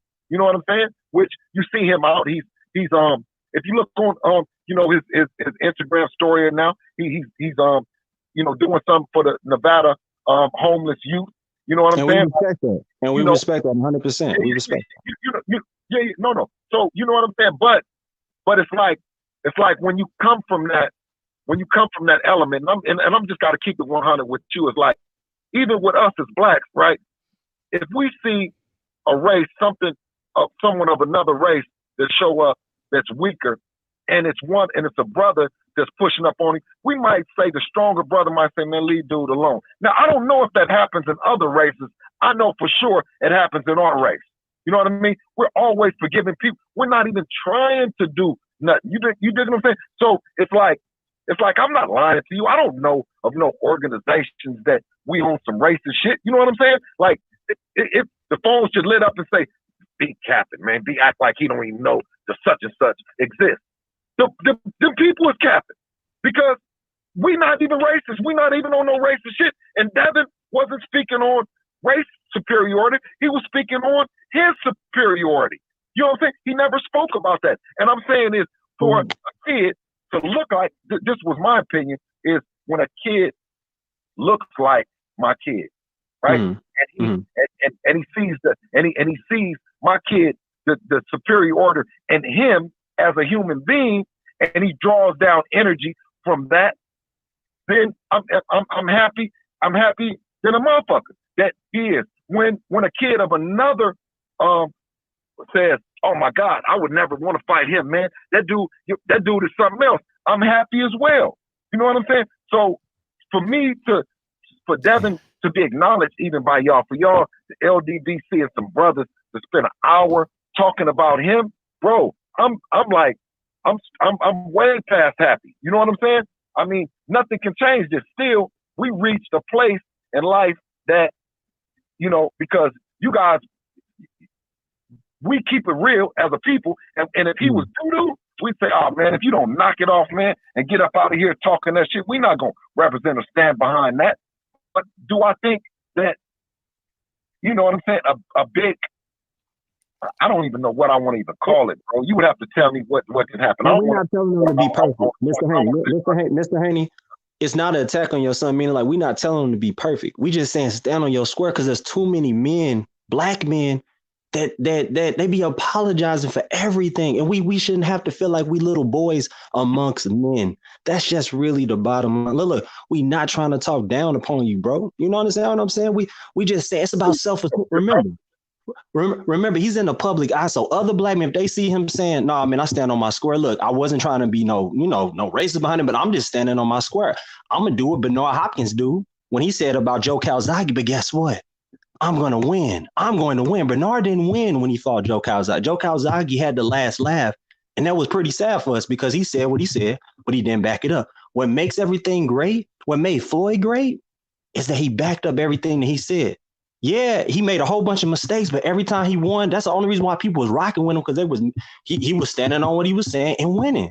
And that's all we were saying from a competition, from a boxing standpoint. We all know when we in that backyard playing football or playing, basketball, we like, man, you can't guard me, nigga.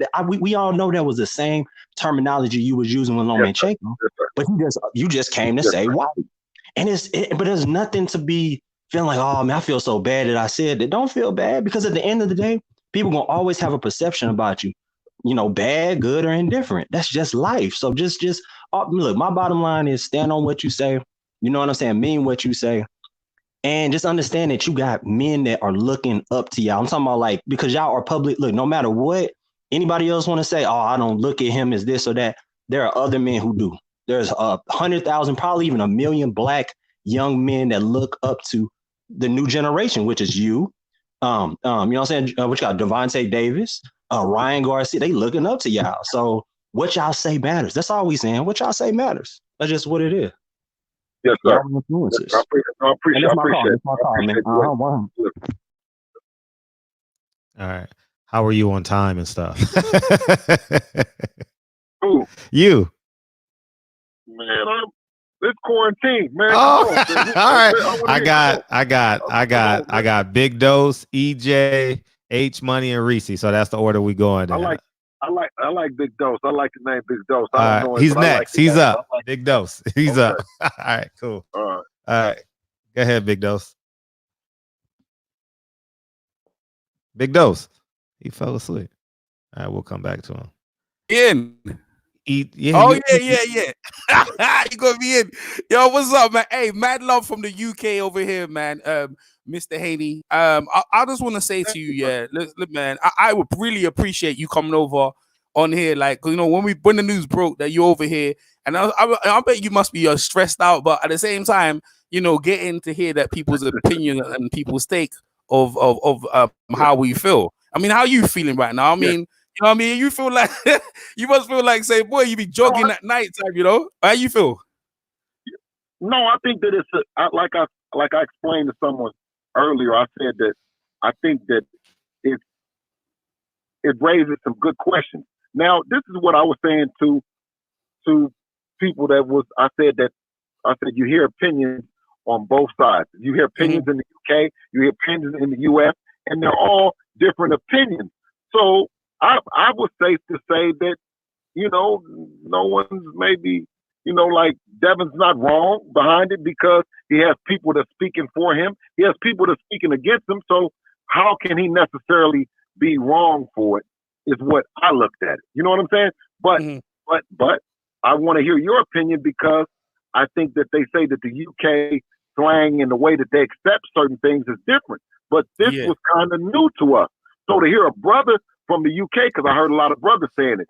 So I mean, I'm like, when I'm talking to Fred, I'm like, well, Fred, well, what happens if, goddamn, like, okay, we didn't know it, but now we're educated. Now we're learning that it's offensive to somebody else, right? So are we supposed to still get down the same way that people got down on us? We told them get a foot off our neck. We told them that it was offensive, but they kept going. They said, no, it's not offensive. So when it came down to us and us saying, okay, are we just like them, or do we have something in us that's different? Now, are we truly have something that's of compassion? Now, I'm not saying it's black or white, but does Devin have something in him to say, okay, well, maybe, damn, did somebody get offended that I didn't intend to offend? That's a good person. That's a good white person that was offended. That's a white person that supports black. Did you get offended by the shit too? We didn't know. So we said, okay, if that person is offended, a good person, a good white person that's not racist, because it's a bunch of people that we've met along the way that we developed relationships with that chimed back in and said, "Oh man, you know what I'm saying? Come on, we like what? You know what I'm saying? Like, what are you talking about?" Yeah, so they have a point of view. They have a point of view. So do we? Because I can tell that, and I hope I'm not, but you sound like you're a brother. You know what I'm saying? So I'm a brother. Yeah, I'm a brother. Okay, you know what I'm saying? Because I don't know what to say these days. You know what I'm saying? No. This is what I was gonna come and say. I was gonna say because I heard your response. This is from the UK, right? From the people I know from London. So I'm from the capital. When you came over, Devin Haney came over and done the media workout. I wasn't there, but I knew you was coming over. You done your workout, and the UK and the world do we look on certain things. We like the Kangman attitude. We like the Adrian Broner. Yeah, I can beat Mexicans, I could beat Americans, Africans. And when Devin Haney said that, for my opinion, he was trying to get the fight, right? He was trying to get the fight, talking to get the fight. And to be fair, a lot of Lomo wasn't offended.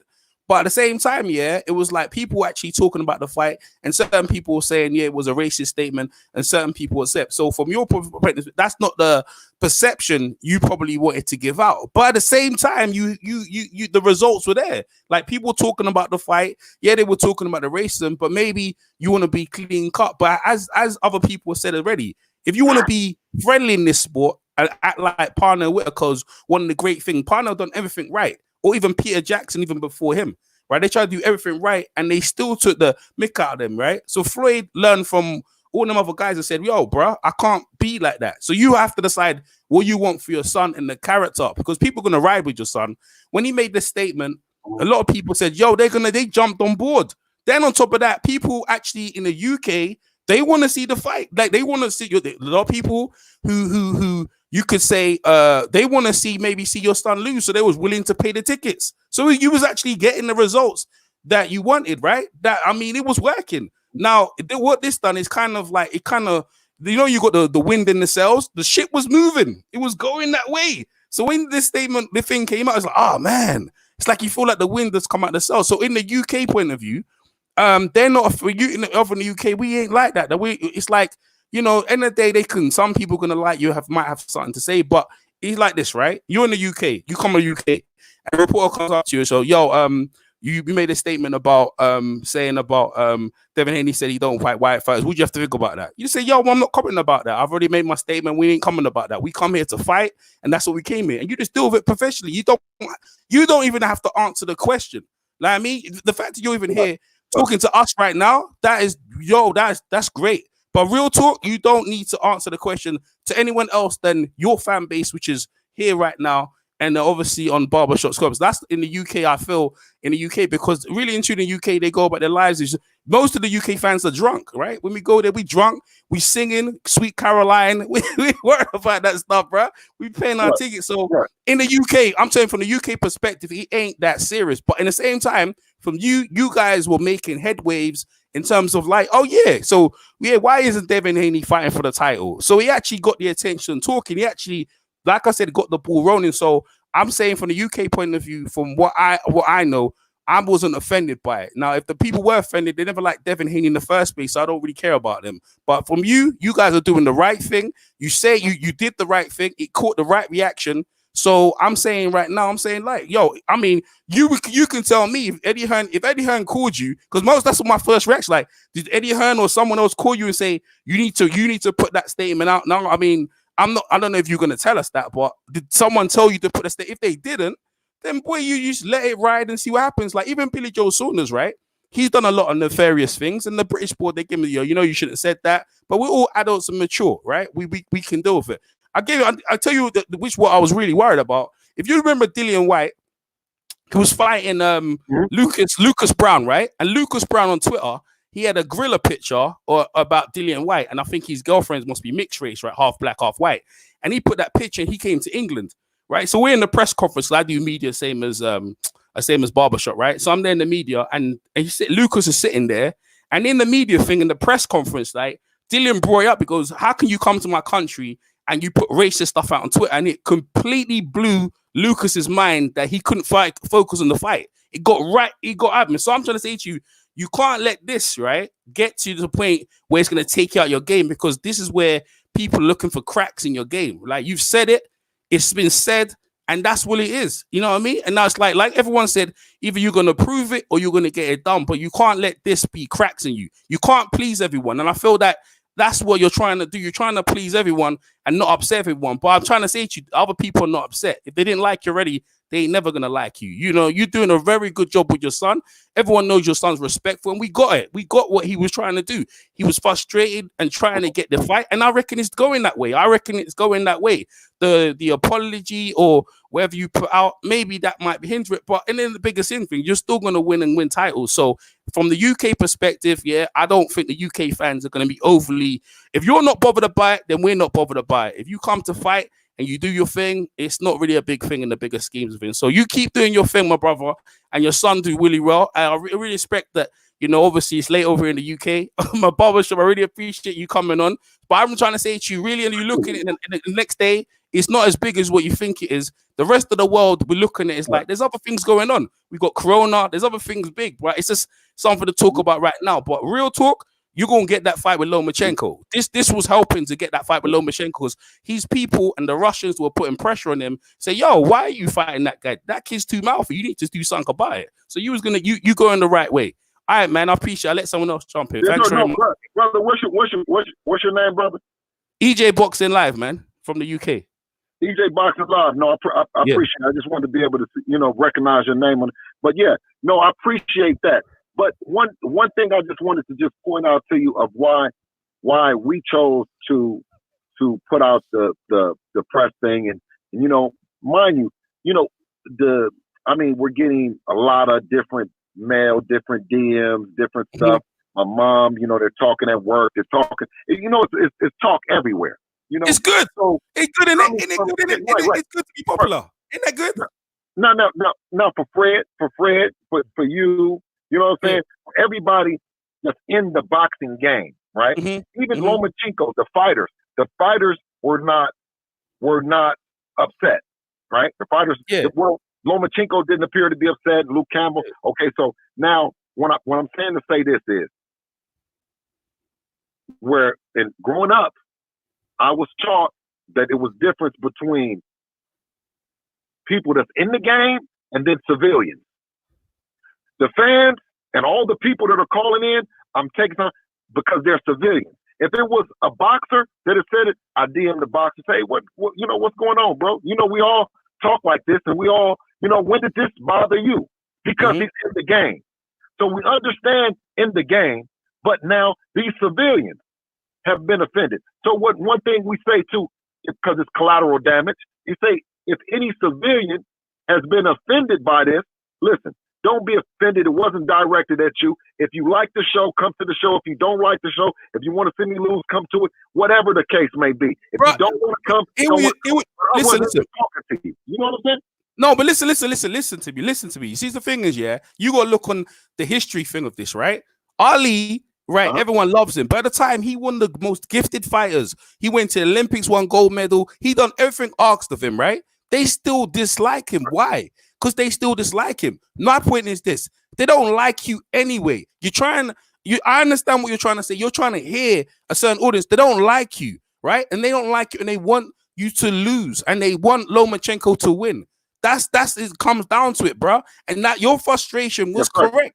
Your frustration was correct. You said what you said, which is correct, what you believe in your heart in terms of a competitive thing. Boxers not taking offending. Now, if you're trying to speak for the rest of the world and how they perceive your son and stuff like that, I can't help that. You can't help that. I said what I said, and then you want to prove me, come see me in the ring. And that's where we are at this minute. In the UK, that's how we are. We're going to accept you because you're a winner. You understand what I'm saying? We like Adrian Broner. Yeah. Like, when I mentioned his personality, right?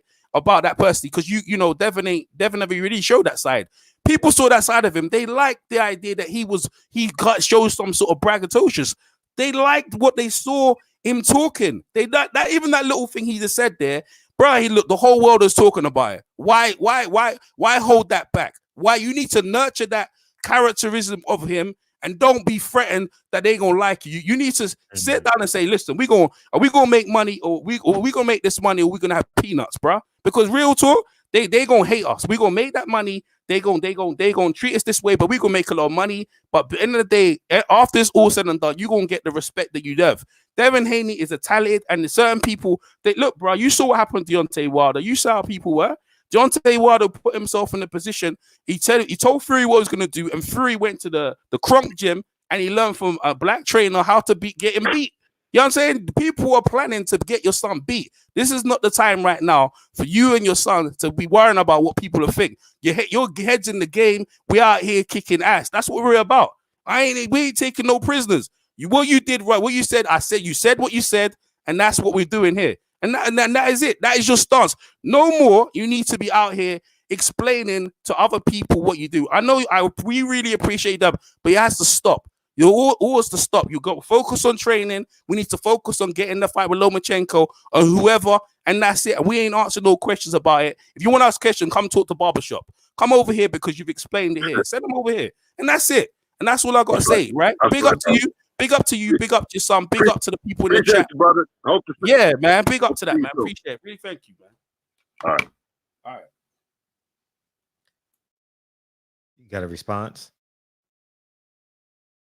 No, his point is well taken. Yeah, you know what I mean. yeah. I understand. You know, his point is well taken for sure. Mm-hmm. Got 3 callers left. Go ahead, H Money. Yo, what's up, Bill? This is H Money, Mr. The Zone, bro. Man, Devin Haney's my favorite fighter, straight up. I believe in Devin Haney. My whole family loves Devin Haney. You know, we riding with him till the wheels fall off. He didn't say nothing wrong, Bill. He didn't say nothing wrong, bro. He believed in himself. You know what I'm saying? All he said was no white man that can beat him. That's not a racist comment.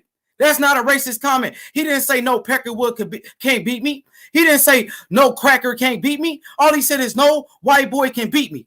And he believes in it. I agree with what he says. Can't none of them fuck with him. Lomachenko can't fuck with him. He's been ducking. He's been ducking him. He did it the right way. He was the mandatory #1 contender. He fought title eliminators. I watched the fights. You know what I'm saying? He went to the press conference with Bob Arum. What's up with the fight? Bob Arum saying, oh, your son's signed with the wrong promoter. After he made the fight with Maurice Hooker and Jose Ramirez. That's some bullshit. That's some bullshit. They out here trying to freeze him out. You know what I'm saying? And those people that saying they were offended, you know what I'm saying? Those are the same people that's racist, bro. Those are the same people that's calling us niggas out here. That's the same people, bro. He didn't make a racist comment. What the fuck are you offended about? What the fuck are you offended about? The man believes in his talent. You know what I'm saying? And we believe in him. We gonna ride with Devin Haney till the wheels fall off, bro. He's the best fighter in the world. That's why Bob Arum and them folks is ducking him right now, dog. You know what I'm saying? That's why they ducking him. Straight up, Bill. I appreciate it, brother. Yo, I appreciate it, brother. Let me just, Mr. DAZN. The only thing that I stress to my people, my brothers, is I'm saying is where we have the hard time, where we're having a hard time is that we understand the language, we understand the context of the way we speak and all that. But when someone comes to you and says to you, he says, you say, what up, dog? A nigga say, man, don't call me dog. You're like, damn, is this guy a Crip? But we know the language. We know the stuff. So, you know what I'm saying? If we say, hey, cousin, what's up, cousin? And the dude say, man, don't come at me like that, right? I'm not going to call him cousin. I'm not going to call the other guy dog, right? What we said, because we're going to demand our respect, but we're going to give respect to others, right? Once we found out that the person is saying that they feel disrespected by it, to me, now this just to me, Mr. DAZN, is I say, well, shit, how do I, in my mind, say, okay, well, damn, how the fuck is you offended by it, right? And then I say, well, man, you're not offended by it, right? And the person says, no, really, I'm actually offended by it. Years and years now that I've just come to, I want to say that I'm offended, right? It was no way for us to defend what another person is saying they're offended by. When they said it to us. So now the entire world and all the Caucasian men are now saying they're offended by white boy as much as a brother is offended by the word nigga. Now, that's why Devin said is, I regret that I mentioned the comment because now I'm learning that some of you feel that it's derogatory. Now, if I wanted to be racist to you, if I wanted to, I'd say some other shit. You know what I'm saying? I'd get off some other shit. I don't want to let y'all out of the fight. I really want to fight. We really want to fight. So to me, to just say, okay, well, now I'm going to let you out all the work that he didn't put in for the brothers and sisters that saying that they remember Loma and Bob Arum saying that Lomachenko was the best fighter of our era. Since Devin, there's no more talk about the best fighter of the era. So maybe if Devin is suspended, or maybe if Devin is not fighting, maybe that's what they want the agenda to be. But we're not going to let that happen. We wasn't going to let the world get out of it that easy. You want to come and say, oh, okay, so now you're trying to twist it and trying to get out of the fight by running a smear campaign. I said, okay, we understand. Well, okay, well, maybe we shouldn't have said that because you're saying that, and that affects a lot of other things. So we regret saying it. But to me, I don't want to say that, because I'm saying is, if we're trying to make the shit right and get past it, then I don't want to say something that, you know what I mean? If you say regret to me, or if you say regret to you, you know what I'm saying? You punch you in your face and then say, oh, I regret that I did it. You know what I'm saying? Mom sticks her hand up to you, steal a cookie. You know what I'm saying? Or I regret that I did it. You know what I'm saying? You knew when you punched him in the face what you was doing. You knew that was going to hurt. When you stole the cookie from the cookie jar, you know you wasn't supposed to be in the cookie jar. But all of us as a consensus, you just said, you screamed and you said, man, that ain't fucking racist. The same thing that we said. But being that the person that did hear it is saying that they're racist, so we're saying, well, now the world is hearing it. The world, and that's why I said the world now hears that the general consensus from whites and alike, blacks, whites, Mexicans, the general consensus from what we get in the feedback from is that the white boy, that is a derogatory connotation that they find offense in. Now, if you find offense in a motherfucker, if you really want to offend a motherfucker, stop doing all that talking. Go punch them in their shit. You just doing all that rapping. You talking, but we said that we weren't trying to hurt nobody with the shit. We stand on the fact that Lomachenko was ducking Devin. We stand on the fact that he want to fight him. We just didn't stand on the fact that we were trying to make a racist statement and back out of the fight. You know what I'm saying? We weren't trying to make some racist statement and then stand on the blackness and get out the fight. You know what I mean? Because then they say that we on some other shit. So it's like almost damn if you do, damn if you don't, so to speak, sir, respectfully. You know what? I'll let you have the floor. You know what? I feel like this, man. Like, them folks was waiting to find something to pull up on Devin Haney. The man had a clean slate. You know what I'm saying? He didn't do no wrong. Soon as they find a little something, you know what I'm saying? Then they try to use it against him. The fact of the matter is he didn't make a racist comment. You know what I'm saying? They took that and ran with it, and now they trying to make it seem like he made a racist comment when he didn't. You know what I'm saying? They hated Devin Haney before he made those comments. They been hating Devin Haney, bro. I'm all over the internet. I'm watching what's going on. These folks been saying racist comments about him. You know what I'm saying? The only thing they hate about him is that he's black, bro. They hate Devin Haney because he's black. You know what I like the fact that when brothers and sisters would come up to me and would see the resilience and see the strength in him by being able to take it, because we're not on here complaining about what goes on in the ills that are going on in the boxing, but we all know that it's a lot of ills. But being strong enough to take it, being resilient enough to take it and to keep going on in this game of boxing until we're able to make the rules. We didn't make the rules, but in order to continue playing the game, we got to participate. I feel you, but I just want you to understand this. These people hated Devin Haney before he made these comments.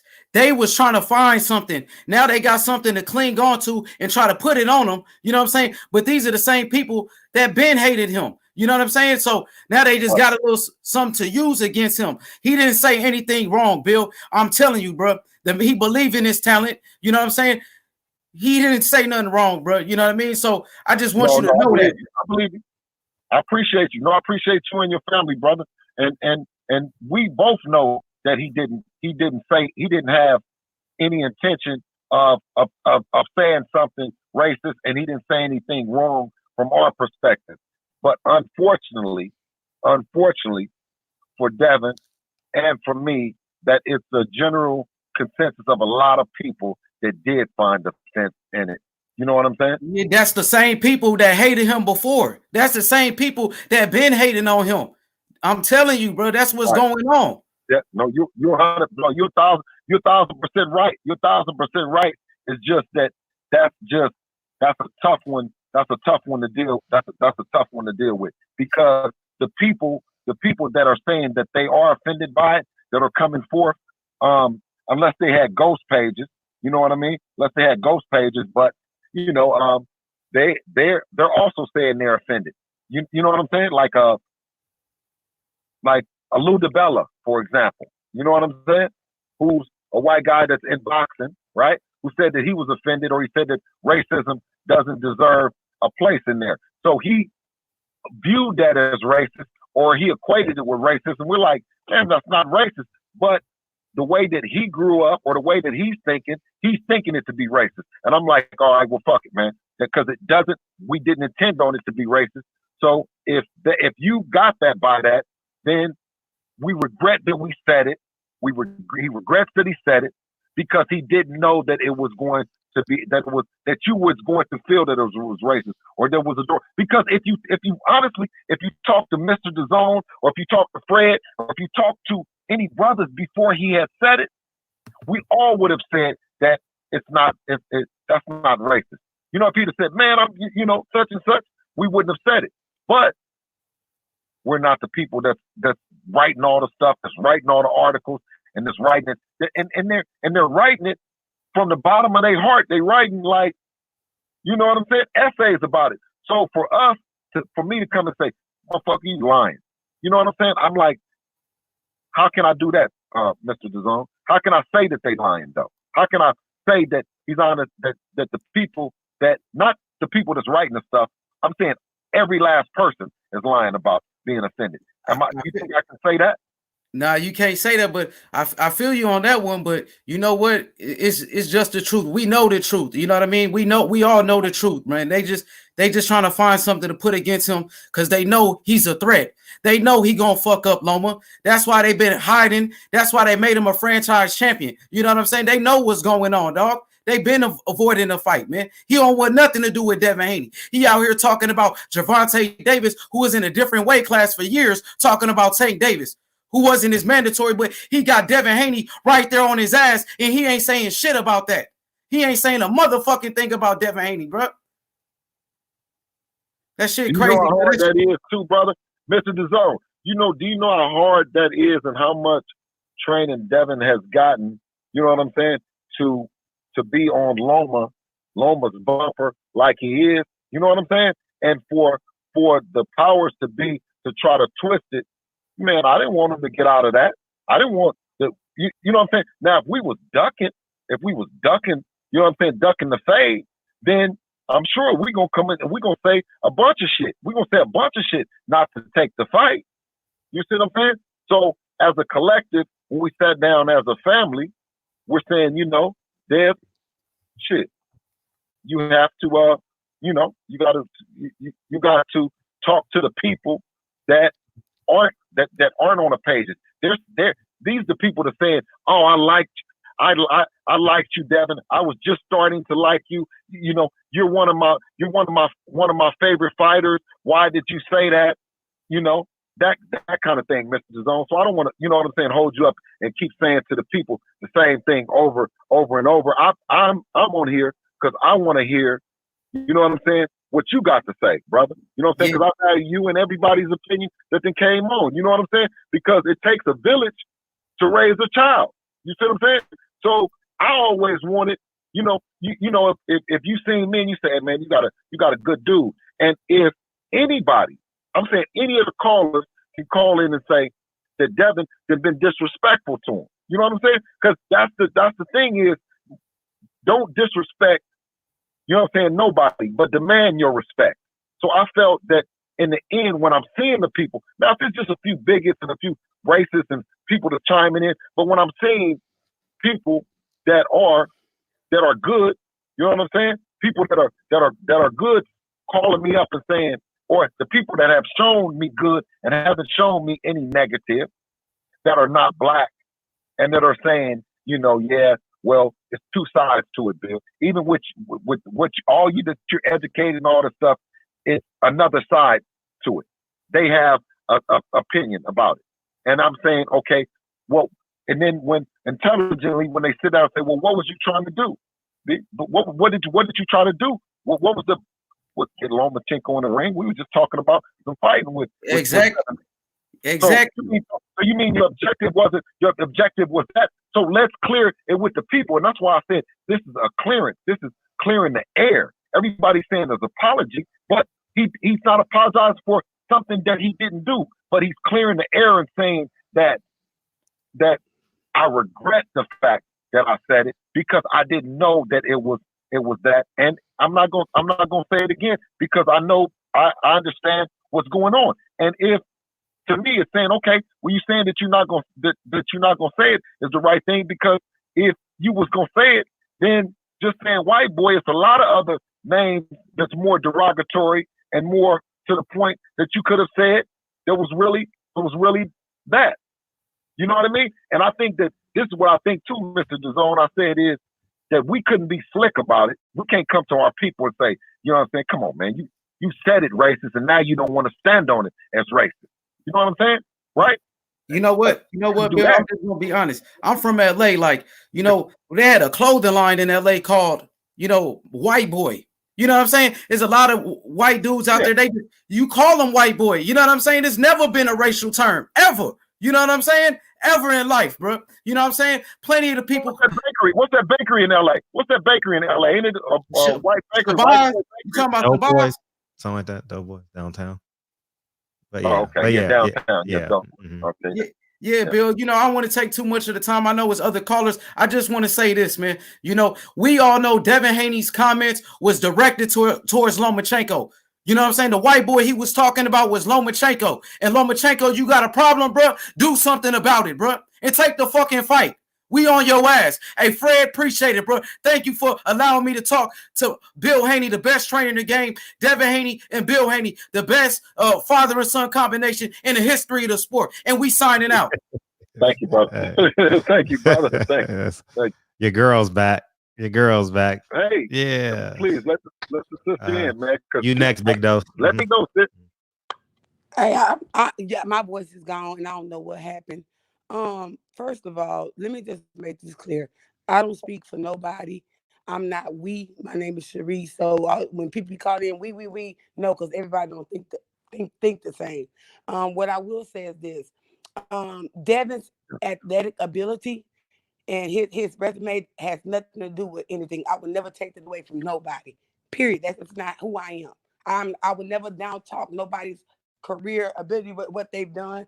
I base my perception of what has been done in the recent week. I don't care about no goddamn Lomachenko. I don't care about none of these things, because guess what? Devin didn't put a name on it. Sometimes it be the fucking fans stirring the fucking pot, starting the shit. And commenting and just saying and pulling shit out their ass, and that's what really starts shit too now. And then Devin got to go back and apologize. Y'all got to stop worrying about what people think about you.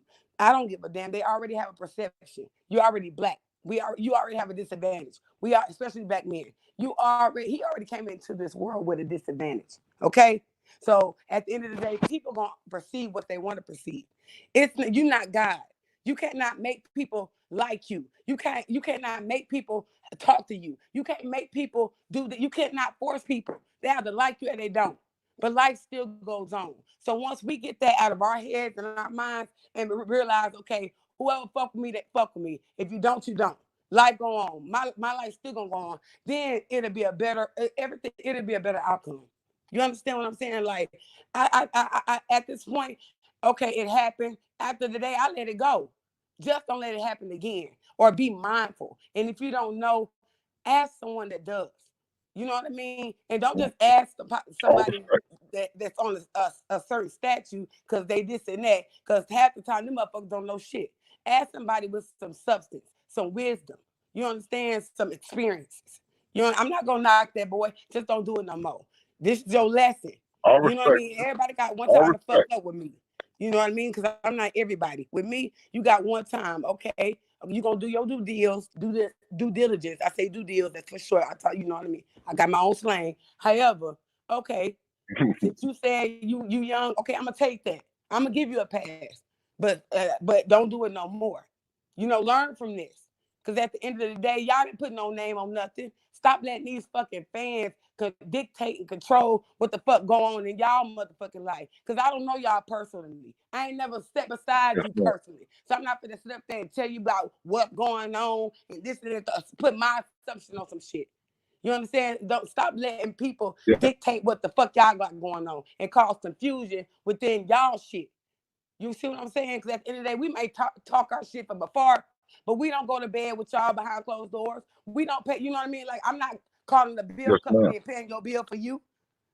So my opinion shouldn't matter if I'm being biased or if I'm not trying to help you be a better person. You understand what I'm saying? You got to pick and choose. That's all I'm saying. But I love you because I cuss everybody out, and Fred will tell you at the end of the show, I love y'all, but we got to do better. No, I and if you appreciate need help, yes, ma'am. No, sis. Listen, we appreciate that. We need that. You know, Devin needs that. He's 21. You know what I'm saying? He's growing, and all the love and support, man. We need to hear it. You know what I'm saying? It's just that Devin is in the hot seat, and everybody can have like an opinion of how to do it. But when you're in the seat, you know what I'm saying? You're just doing the best that you can. You know what I'm saying? Yeah, and but that's all that I was saying. If he then came and he done said, hey, you know, this is what the plan is, and he gonna stick to the plan. One thing about him, which we all know that we was talking about, is the plan wasn't for everybody to be on here. You know, for everybody to be coming at him like he's a racist. But he don't owe nobody nothing. Devin don't owe nobody nothing. Devin, he don't even have children. Because like I tell people, I don't owe nobody shit but God and my kids. Because my loyalty lies within my kids. That's who I owe my life to.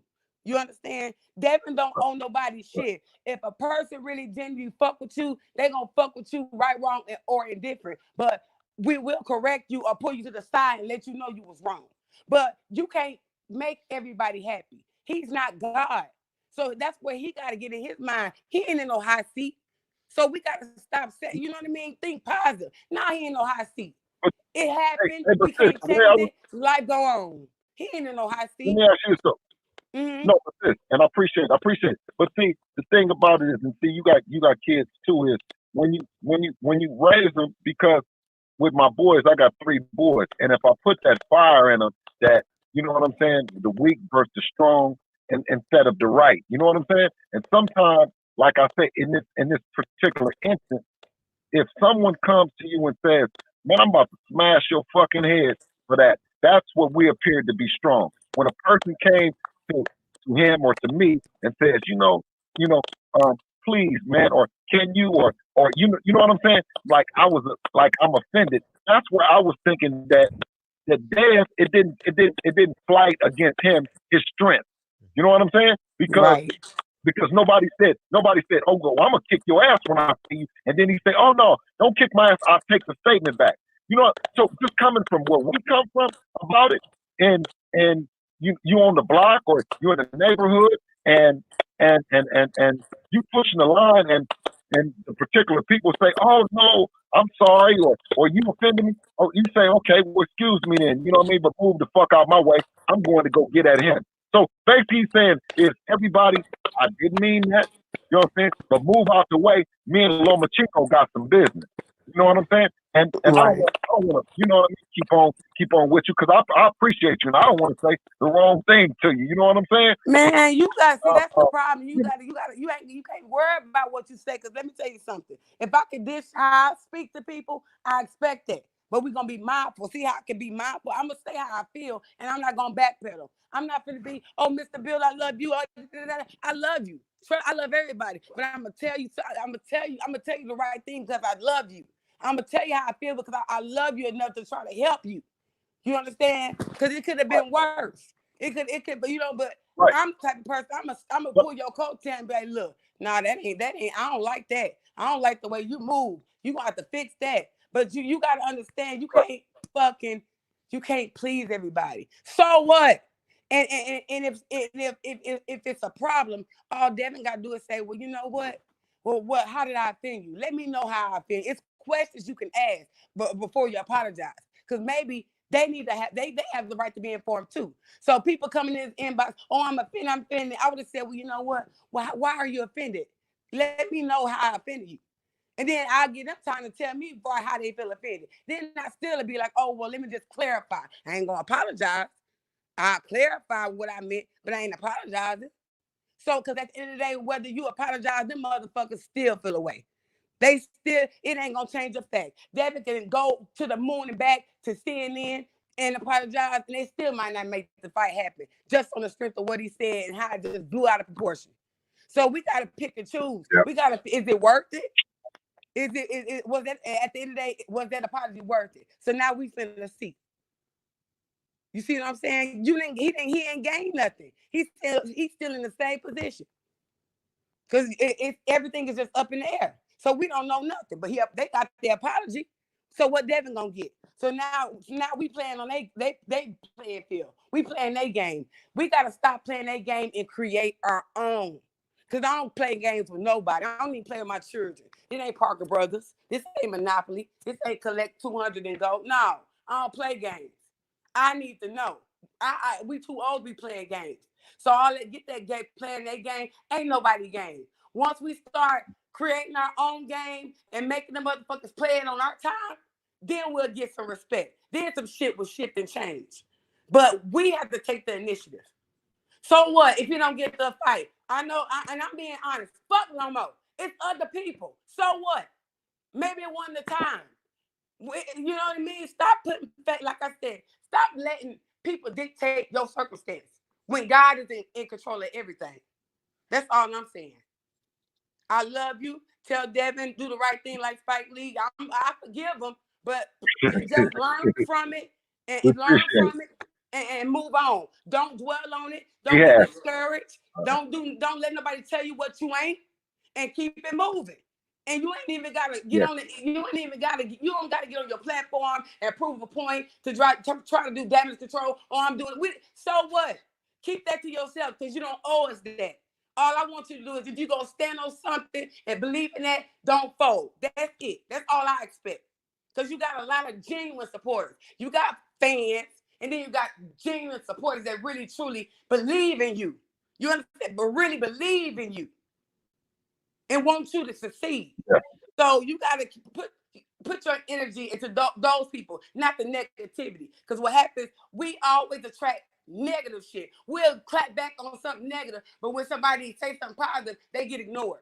We got to learn who to give our energy to. Because some shit ain't even worth it. Do you hear me? Absolutely. You can't just stop giving a fuck about what people feel. Just only give a fuck about the ones that want to see you doing better and will help you and show you and teach you. Other than that, life go on. Shit. Because when I get off this, I'm going to sleep. I'm going to sleep in peace. I love y'all, but I ain't gonna let that affect my motherfucking mental. Shit. But I love you, and y'all stay positive. And he ain't in no hot seat. Shit happened. We all did some shit. Love you too, and I appreciate it. No, I appreciate problem, it. Baby. No problem, Mr. Bill. Hey, listen, because you didn't have to give me none of that energy. You didn't have to give me none of that wisdom. And I appreciate it. Okay. And I respect you for receiving it. Because my tone my delivery be so fucked up, but the message. And sometimes when you try to speak and people be so caught up in your delivery, they miss the whole message. But I respect you for understanding me.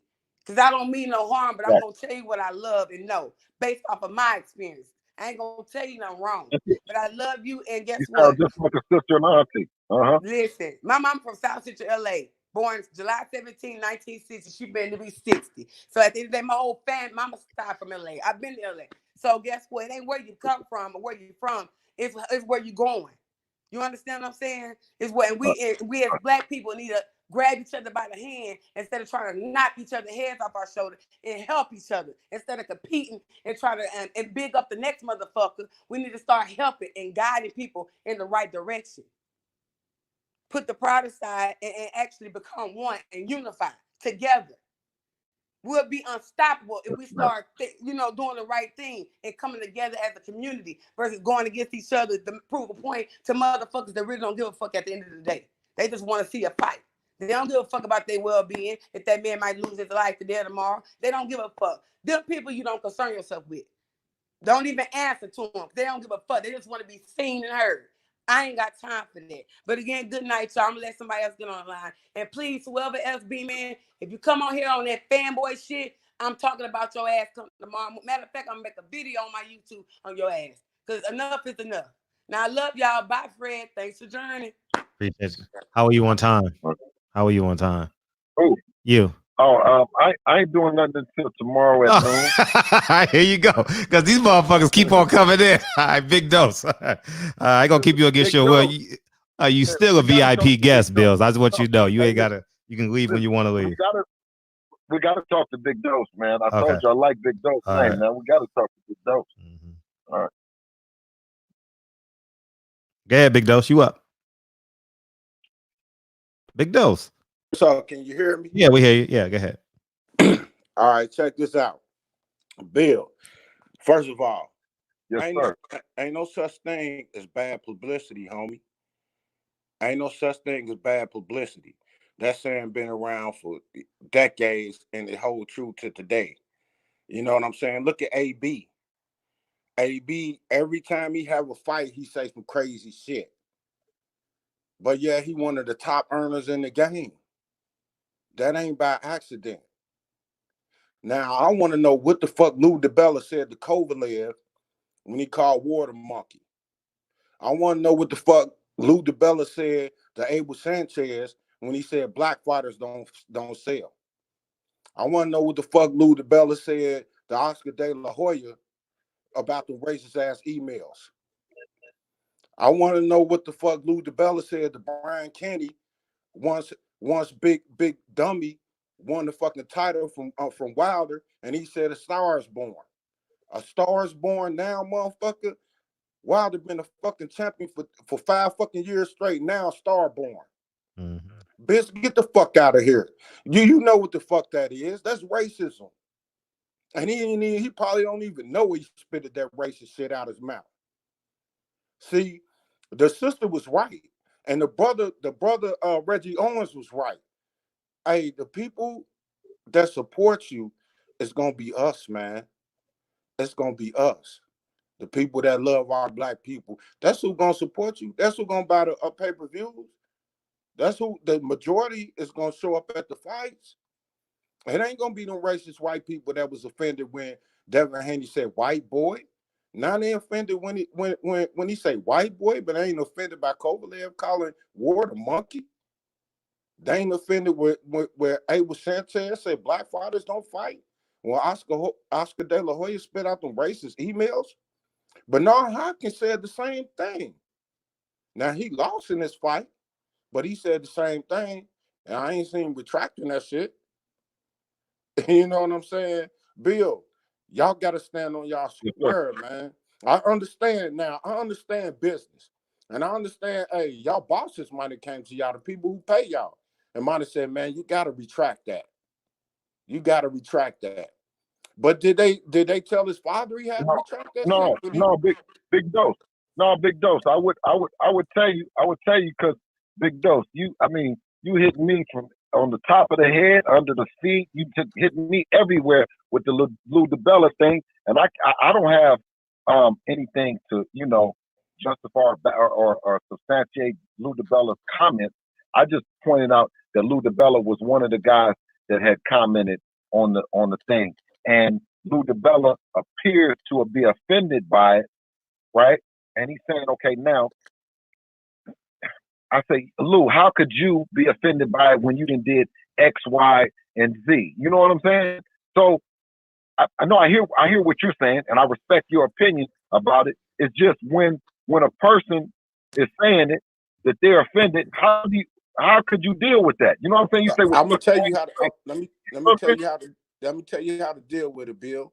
What you say is, okay, you offended. Hey, I'm sorry that it offended you, brother, but it wasn't meant towards you. See, there you go. See, there you go. That word, I'm sorry. See, there we go. You tell him that. He personally come to you and say that, hey, I'm sorry it offends you, but it wasn't meant towards you. You know what I'm saying? What I saw that we were saying, but that's all big dose. That's all that we were saying is that you know what I'm saying? If the statement was meant for somebody that it wasn't supposed to meant for, then you know what I'm saying? Excuse the statement. You know, it's almost like you're not if he took it offensively and it wasn't meant for him, excuse the statement. That you know what I'm saying? Right. That's basically what I would have said right there. Look, if the statement offended y'all, it wasn't meant for y'all. It wasn't meant for y'all. You know what I'm saying? If it offended you, it wasn't meant for you. It was meant for one person. You know what I'm saying? And left it right there, man. Because all that offense and stuff that they doing, they ain't gonna do nothing. They ain't gonna not get the man no fight. I mean, they already ain't getting him no fights. What else could they do? Now let me put something on your brain. Let me put something on your brain, Bill. Check this out. Why you think Floyd is the most top selling fighter, right? You know, to this day, because he was hated. He was hated. White people wanted to see him lose, man, and they paid to see him lose. So all these people that's with this offense and shit, they still gonna pay to see your son lose, like they was before. You feel me? So check that out, man. That's why Mayweather sold like he did, because he was hated, man, not because he was loved. People paid to see him lose, man. And if you got to get into that role, and own that shit, Bill. Own that shit, man. You know what I'm saying? Don't let nobody knock you off your square, man. If y'all feel a certain way, 10 toes down. That's how I feel. And hey, whoever don't like it, come whoop me then. And then the white people gonna pay to see your son get whooped. But yeah, he gonna still be bringing in them dollars. You see what I'm saying, Bill? Yeah, no, of course. No, I appreciate it. No, I'm listening. And then on the other hand, the black people that support him, they really gonna continue to support him. You know what I'm saying? So that's a win-win. That's a win-win. You sound like my brother. You sound like my brother that don't necessarily know the boxing shit, and he walks in the room and he says, "Man, if you didn't mean to tell the people that whoever that it was, if it wasn't directed at them, then it wasn't directed at them. If you wasn't supposed to be for it, then why is you listening? It don't have nothing to do with you. You the same way that you just said. You sound just like my brother when he came in the room and said it, you know? Which he didn't understand all the politics and all the intricate pieces that the sister does and Fred understand. But he came in and he understand the gist of it is, are y'all talking about them people? Are you, well, what the fuck is they listening for? Tell them, the people, that it ain't meant for you. Excuse me, it ain't meant for you. It's meant for him. And that was the only thing that I was saying, Fred. It's the same thing that the brother was talking about. But that's just one opinion. That's not saying my opinion is right about it. I value everybody's. I heard the sisters, I heard Fred's opinion, Devin's opinion, but it's just a lot of different, to me, opinions that are of value. You know what I'm saying? And that's why I hold them near and dear to me, because it means something to me. My community means everything to me. How you feel about Devin? Like when Sis was saying, don't worry about it or something like that. Yeah, that's easy to say, but that's not the way that we feel. And anybody, I'm saying in the super chat, if somebody can say that Devin disrespected them, just disrespected them, not been racist, been disrespect. You know, I'd give them $1,000 right now. I send $1,000 to anybody, 2,000, 5,000. You're not gonna find that. You know what I'm saying? And that's why I was saying the just of the kid is not that kid. We got the kid that's the fighter, that's the boxer, that want to get in there and fight. It's not a kid that's like, okay, that just don't want to fight. I understand what you're saying, Bill. he just want to fight, sir. Let me. I want to say that I will, concede that I don't know the ins and outs of boxing like you. Not definitely, probably not what you got in your pinky.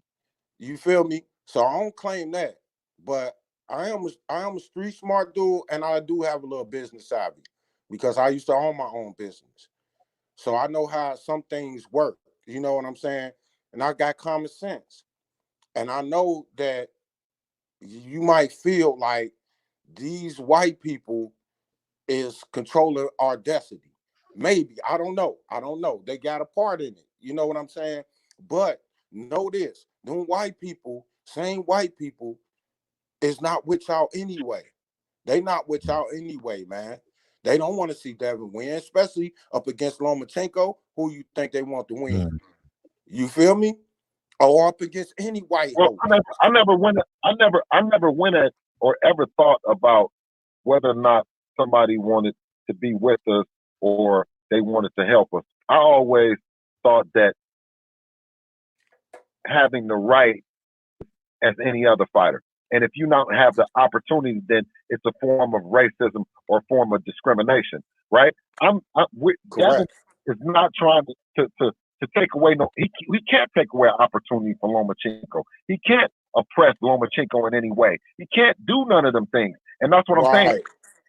We know that he can't do it. So why would he be bumping his head, or why would he try to have intentions that's what because that's not what's gonna happen. You know what I'm saying? It's not gonna happen. You're not gonna be able to deprive him of no opportunity. You're not gonna be able to you're not gonna be able to hold him back. You know what I'm saying? Yeah, you're not gonna be able to hold him back. For real.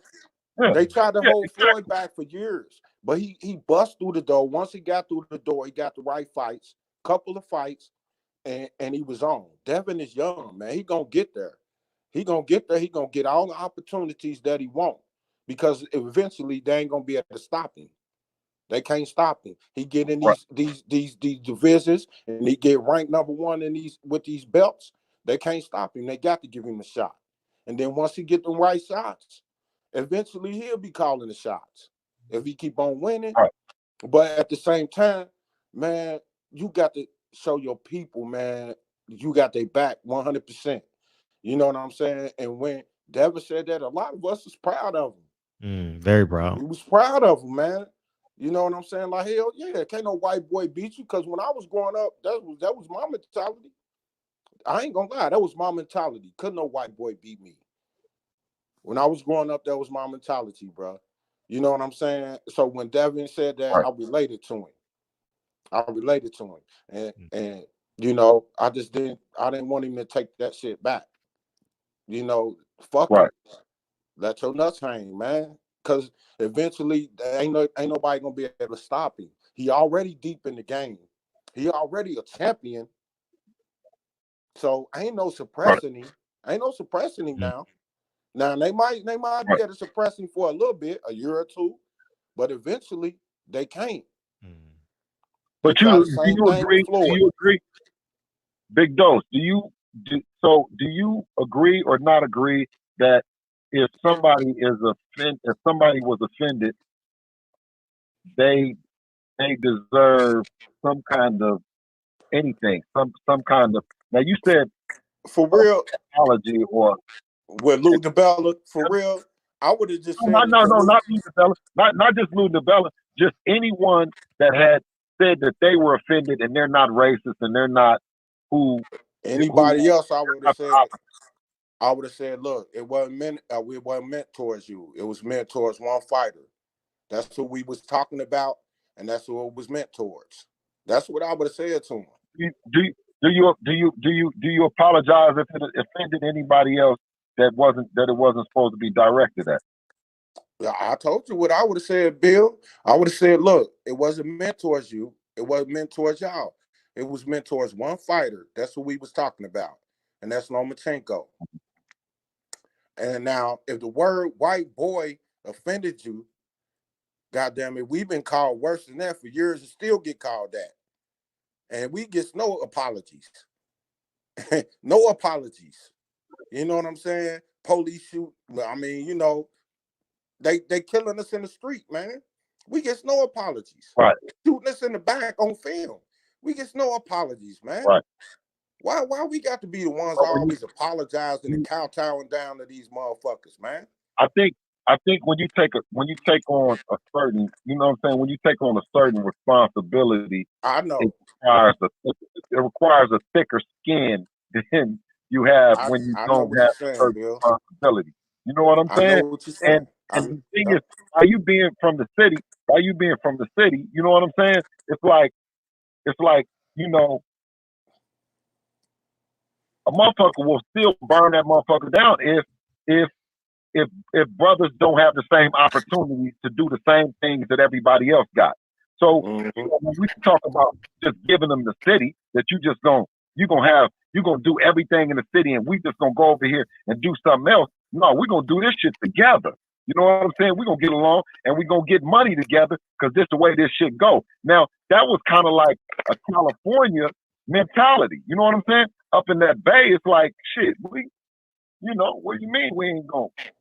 I can't fight, or I can't come in here and do business, or I can't sell a car over here, or I can't buy a car, or I can't do, you know what I'm saying? It's just brothers go all over California the way that they want to go. And you know what I'm saying? So to give that up and to say, okay, you know, I didn't got played out of it because you didn't twist it. No, homie, you ain't twisted shit. You know what I'm saying? If that wasn't whoever that wasn't meant for, but you, now you know what I'm talking about. You got bitches. You ain't getting no. Yeah, you can't get away that easy, homie. You know what I'm saying, right? Yeah. Hey, I would have said that too. That would have been a perfect publicity. When everybody came out with that shit, I would have said, "Hey, that wasn't meant for y'all. That was meant for Lomachenko. Period. He can't beat me. That was meant for Lomachenko. That was a perfect opportunity to drop that on." The thing about it is the thing about it is, Big Dose. If somebody say something about Devin and Devin ain't offended, it's still you about to go to bat for him. You can find something about something to see. That's what I'm saying here. So even if Devin ain't offended and Big Dose is offended, well, Big Dose gonna need an explanation. He gonna need something to say. You know, it's just like saying to the big homie, even though the little homie ain't, man, you gonna say to the big homie, well, the little homie was out of pocket, but if you feel like that you feel that I done did something to you behind it, it wasn't directed at, but the little homie was out of pocket. Yeah, that's true. But I also think of this, Bill. If we ops, I hate you anyway. I'm just looking for a reason to hate you more and to talk shit and the you know, bring up other shit. I'm just looking for a reason. You know, I hate you anyway. You know what I'm saying? And that's what it was. Yeah, but the people came out the closet that hate Dev anyway. And no matter what he say or do, they ain't gonna like him anyway. Anyway, man. If you got a problem with one person, are you supposed to say everybody in Pyru ain't? You know what I'm saying? Are you supposed to say, you know what I mean? You know, every Crip ain't? You know what I'm saying? Right? So then you might say, okay, you know, you say, man, ain't no Crip gonna do shit to me. You know what I'm saying? That's it's gonna be a bunch of Crips that's gonna say something that you're gonna offend. No, but what I'm saying is, coming from our culture, bro, if just from me, from pushing the line is, I'm saying is, get down at who you mad at. You know what I'm saying? And if somebody else, you directing the shit at a general people, which he was directing it at the people that he was getting down at, but the people around him, the white people that was there, or even some black people, even some black people said that they was offended, bro. Oh man, and there's some more Sambo ass black people too. Sambo ass niggas. Them the type of niggas that vote for Trump and shit. You know what I'm saying? That's who was offended. Trump voters. You know what I'm saying? Right. Motherfuckers that talk like, oh well, by the perspectives of the ratios, them type of motherfuckers. You know what I'm saying? Because I don't know no real motherfuckers, black people that was offended. We was all like, hell yeah, you white. Hell yeah, there can't no white boy beat you. Hey Fred, I think Dylan White didn't Dylan White say something about it? Yeah, he spoke out against it. Definitely, yeah. Yeah, but that was one brother. That's a perfect example, Bill. Dylan White, did he say something to Eddie Hearn daddy when he was sitting next to him talking about, back in the days they was like slaves? And we ain't have to say no yes sir and no sir. He was sitting right next to that motherfucker. Did he say something to him? Say something to that motherfucker, Dillian. Yeah, I just think that Dev, you know what I'm saying? Dev he got a different level of, you know what I'm saying? A different level of I know Dev want to be liked. Expectation. No, expectation. He has a different level of expectation from his father. You know what I'm saying? I have a different level of expectation for him. I want him to be stronger than I am. I want him to be able to take it, be able to, you know what I'm saying? You lash out, you know what's going on. You know what's happening. You know what the game is. You know what the deal is. You know what I'm saying? I want him to be stronger than me. I don't want him to be reactionary. Be a revolutionary. You know what I'm saying? And sometimes the revolution, ain't talked about. It ain't spoke about. You know what I'm saying? And it's deception in the revolution. It's things that happen that you see that on the surface that appear one way and it's another way. But it cannot be just walk outside and get your head blown off. And that's true. That's why I asked. That's why I understand that. Other brothers. I understand that. I was asking other brothers and sisters. I was like, now wait a minute. Now we all old enough, and the brothers that have been freedom fighters that have lost their lives for the struggle. If we don't even know about them, don't know what year, that we're not concerned about them, then we're talking about Devin in 2020. You know what I'm saying? I'm like, come on, man. We got to first know where we came from to know where we're going, to know what the plan is. And if you're saying that we're not even, it's of no concern, it's only about 2020, then some of the programs and some of the things that were developed for us to get to where we are, to conduct ourselves the way that we are, then we'll understand why we're doing the things that we're doing. And they're not just sporadic, they're not just reactionary, but they're actually revolutionary. And for Devin to step up and be a young person and a young millennial, and to know, okay, know when to hold them, know when to fold them, know how to do it, and be out the inner city and not be Obama, because he's not, he don't have Obama's mama and daddy. He didn't have Obama's education. He didn't have Obama's background. For him to have, the wherewithal to move the way that he's been moving, where we've been on the phone 2 hours and a guy say, hey, guy then chimed in and say, you know what, Devin, like you had a list of shit about Dillian White. That was why I felt that it was somewhat unjust by him being a racist, because I thought that they should have backed it up with some more evidence, through his Twitter feed or through his something. But we can't go into the people that said it. Only thing that we can say is, well, man, just like you said, well, if you were offended, now you're not offended by me saying that I can whoop his ass. Lomachenko and the whole what is it? I think he's from Ukraine. No. Oh, you talking about Lomachenko, Ukraine. Loma. I said, so if Loma and the Ukraine team didn't find the fence that Devin was saying that he can beat him, but the people around him are finding a fence in a way that he said that he could beat him. Mm-hmm. You understand what I'm saying? Yeah, I do understand what you're saying, Bill, because I think the point that you're trying to make is other stuff is coming behind his statement. You know what I'm saying? Other stuff that y'all not trying to get into. You know what I'm saying? Because I know, like I said, the racists is just looking for a reason to turn up and do what they do, which is hate black people and want to kill black people. You know what I'm saying? So I'm sure behind that you probably have some racists, might have made some threats and all this type of shit. You know what I'm saying? They ain't gonna do shit, but you don't want to deal with that type of shit because you ain't living in that world. You living in a different world. You trying to make your money, you know what I'm saying, the slick way, and I understand that.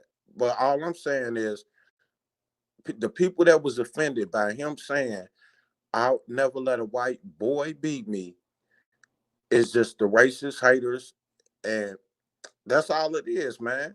And Trill Bill, I ain't gonna take up no more of your time. Look, check this out. What I want you to do for me, Trill Bill, since you remember the name Big Dose, put a 513 behind it. Go to my YouTube page and listen to my music, man. I know you will love it. All original beats. Yeah. Me rapping. I recorded it, mixed it, mastered it, man. Check out my YouTube page one time, man. Subscribe to me and hit that like button. Yeah, Big Dose is our residential producer. Oh yeah, I got some shit on there, Bill. I'm telling you, you'll love it, bro. I appreciate it. Yeah, check me out, man. I'm gonna stop by. No, I'm gonna stop by. Big Dose 513. I'm BH underscore great. So if you need to send me something, then send me something, bro. You know, we work together with this thing. I'll definitely put an ear to it and let you know what I think for sure. Oh hell yeah, I'm gonna send you some shit. I'm gonna send you some shit today. You feel me? You gonna be rocking with that shit, man. Just 2 hours and 56 minutes. Is that when he said his email? Okay, so you know where it's at, Big Dose. Oh, okay. That's the email. Okay. Yeah, he just All right, bet. Good looking out. For sure. Peace out. We're gonna go one more call, but Bill, you gave us so much of your time, man. I don't give a fuck what you say. Go get some rep. We got nothing to do to 12. Come on. Go ahead, Reg. Yeah. What's up, Bill, man? I just want to say this piece, man. Coming back in once again, man. This sport is full of disingenuous ass people in it. And like stated, man, we are the ones who support Devin. And it's crazy because all this week, since the sport's been on its hiatus, no one has advocated for Devin Haney like we have. None of these people who reach out to you guys complain about them being offended. Are they offended when the WBC pulls the tactic they pull against you guys? Are they offended when Lomachenko and Bob Aaron pulls the tactics? No, they stay quiet. They let it be business as usual. They love the status quo system they have structured here. We are the advocates, man. We are the true advisors to the sport. This is how deeply involved a lot of us are in this sport. We follow what's being stated, which many fighters, many of the management teams, many of the trainers do not follow. I think we have a little bit of where you guys have more knowledge than us on the sport. In certain areas, we're more knowledgeable than you guys. And when we're advocating for you, we know what we see. We know what's being stated. Now, for you, speaking about people who are being offended. These people who are faking like they're being offended, they're not offended. This is part of this buck breaking thing they've been trying to do with you guys. And the crazy part about it is all last night, the thing was advocating for Devin to not to not come out here and apologize for these folks, because this was the attempt that they were going to do. This morning on Trill, this is the same thing they spoke about, not giving in to the tactics of these people with these fake tears, because you deal with these same people. Anytime it's STEM who come out and make racist statements against black folks, the first thing they do is they play the victim, and they stay away by falling into this victimist role of not apologizing and swaying about the message that you're putting out anyway. If Devin was to respond to it and want to clean it up, add the name. Don't apologize. Go straight at who you're directing this at. All right, since they didn't like the white boy thing, bam, I will whoop Lomachenko's ass, and you name off any of these white fighters in your division. This buck breaking shit has to stop. It's null and void. We cannot do it. This Lou DiBella cat is the most spineless individual in the sport. The shit he tried to pull with Al Heyman behind Al Heyman's back with Deontay Wilder, trying to slick Deontay Wilder into some old bogus contract with DAZN and Eddie Hearn, all up under the nose, behind the back of Al Heyman, even tried to do it to Shelly Finkel. You cannot trust any dudes. Many of these writers have been involved in this racist agenda within the sport. And a lot of these suit-wearing tie folks with the slick back hair, blue eyes, blonde hair, those are the folks you have to watch. They're no different than the ones who put sheets over their heads. But when it comes to a lot of these writers, the Dan Rayfields and all them, they have always targeted black fighters in the most negative light. Your fighter from Oakland, his career has been marginalized by these same writers who fake like they're offended to speak down on him. The same career with Rigo has been marginalized by these damn racist ass writers who sway. And many of these fans who faking like they're in outrage or offended by Devin Haney, how can they be true fans of his? How can they be true friends of Devin Haney? Devin Haney is the most well-spoken young kid in the sport. There's not a white fighter who's more well-spoken than this kid. This kid's behavior outside the ring is so proper-like. When you see Devin Haney, he doesn't give off anything of being no kind of thug, be no kind of racist, no type of revolutionary. He's a kid living his life who you see is a dedicated dude to his craft. So how can anybody come up to you guys telling you they're offended by something? If you know the character of this kid, you know the intentions of what he said wasn't racist. I've said more shit that can become off more racist than Devin Haney, and I speak it at my job, and these folks know where the hell I'm coming from. So all this stuff they're trying to pull with you guys is to do that bug breaking stuff, which has been the course of the history with black folks. Cut the stuff, man. We are here with you, Bill. Ain't none of the fools your fans. You in a doggy dog business where people smile in your face and stick it to you as soon as you walk and got your back towards them. F these fools. Y'all ain't owed nothing, man. Devin should take that damn apology down and just post up that he put it with the context of what he said, remove white boy, put the fighters' names in there. I'll kick any of these goddamn fighters' ass. Ain't none of this apologizing stuff, Bill. We here with y'all. We want y'all here doing the interviews with us again because, like I stated, now the ESPN has probably reached out to you guys. I'm going to just say it. I ain't even got to guess. ESPN hasn't reached out to do an interview with you guys. DAZN and the Show in the Hell ain't did an interview with you guys. Eddie Hearn ain't did it on his channel. Dan Rayfield ain't did it on his channel. Steve Kim ain't did it on his channel. So how can they say they love you guys? And that's all I got. This is where your home is at with your fans. We're here with us. This is why we spoke on it, backstabbing Devin Haney. This is about we're disappointed because of the conversations we had all week. And we've always advocated for Devin Haney. We're the only ones speaking about the bullshit the WBC is doing to him and what they've done to all black fighters. The same thing they did to Devin Haney when it comes to protecting these white fighters and these particular fighters, these non-black fighters. I just want to say something about the WBC real quick and the racial tactic they pulling with you and why you don't apologize. The same franchise stuff they pull with Devin Haney to protect this new version of Muhammad Ali and Lomachenko to keep him away from the biggest threat to his career. And Devin Haney is to do this flip-flop, give him the franchise belt, allowing him to go about choosing who he wants to fight. Now Devin Haney gets the belt. Devin Haney goes for a surgery. What's the first thing they do? Take the belt from him, give the opportunity for this championship title run for a guy who lost to Lomachenko versus Fortuna, who we don't know where he's at. I don't even know how he's ranked where he's at to get the title opportunity, but can't hate on that. The same thing with Canelo. Canelo's been avoiding the Charlos for so long. Charlo's right on his heels. What do? They do the bait and switch once again with another black fighter. Then you go over to these women. There's a woman who comes into the sport, a goddamn transgender. Woman come in here, steroid, juice to the gills, fighting Franchon Cruz Dijon. They come out to find out when people were coming out, because I think 78 was the one who was speaking on that. You can tell this woman was on something. Other people speaking about this woman's physical appearance and stuff. She looked masculine as hell. And the first thing Mauricio does is he jumps out ahead of the gun, which he ain't done this when people jump on black fighters, but he defended this cheating Mexican woman, jumped out there to defend her and wrote a op-ended letter at fans who attacked this woman, knowing what she was on. and it comes out about a week or two later that this girl was juiced to her damn gills, did everything to avoid taking this second sample of this test. But now, once she's been exposed as a cheater, have the WBC return fresh on her belts? No. So what's the problem with it? This is racism, and this is the battle that black fighters are up against in the sport of boxing. Boxing is nothing more than another reflection of American society.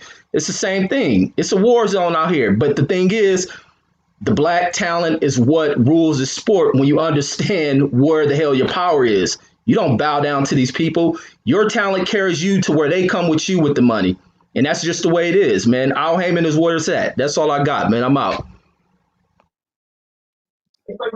Yeah, thank you, my brother. Take your time, Mr. Haney, and give you a final take on everything. No, I appreciate everybody's opinion on it, because you know the passion that I hear in everyone's voice. You know, I really appreciate it, Devin, and I'm sure that Devin does too.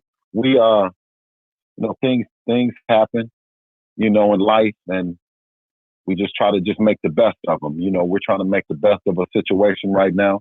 You know, and we definitely want to, you know, we definitely need and want the support of our people, you know, and the support of the boxing community in general. We don't want to, you know, we definitely just want everyone to know that, you know, Devin is a fighter.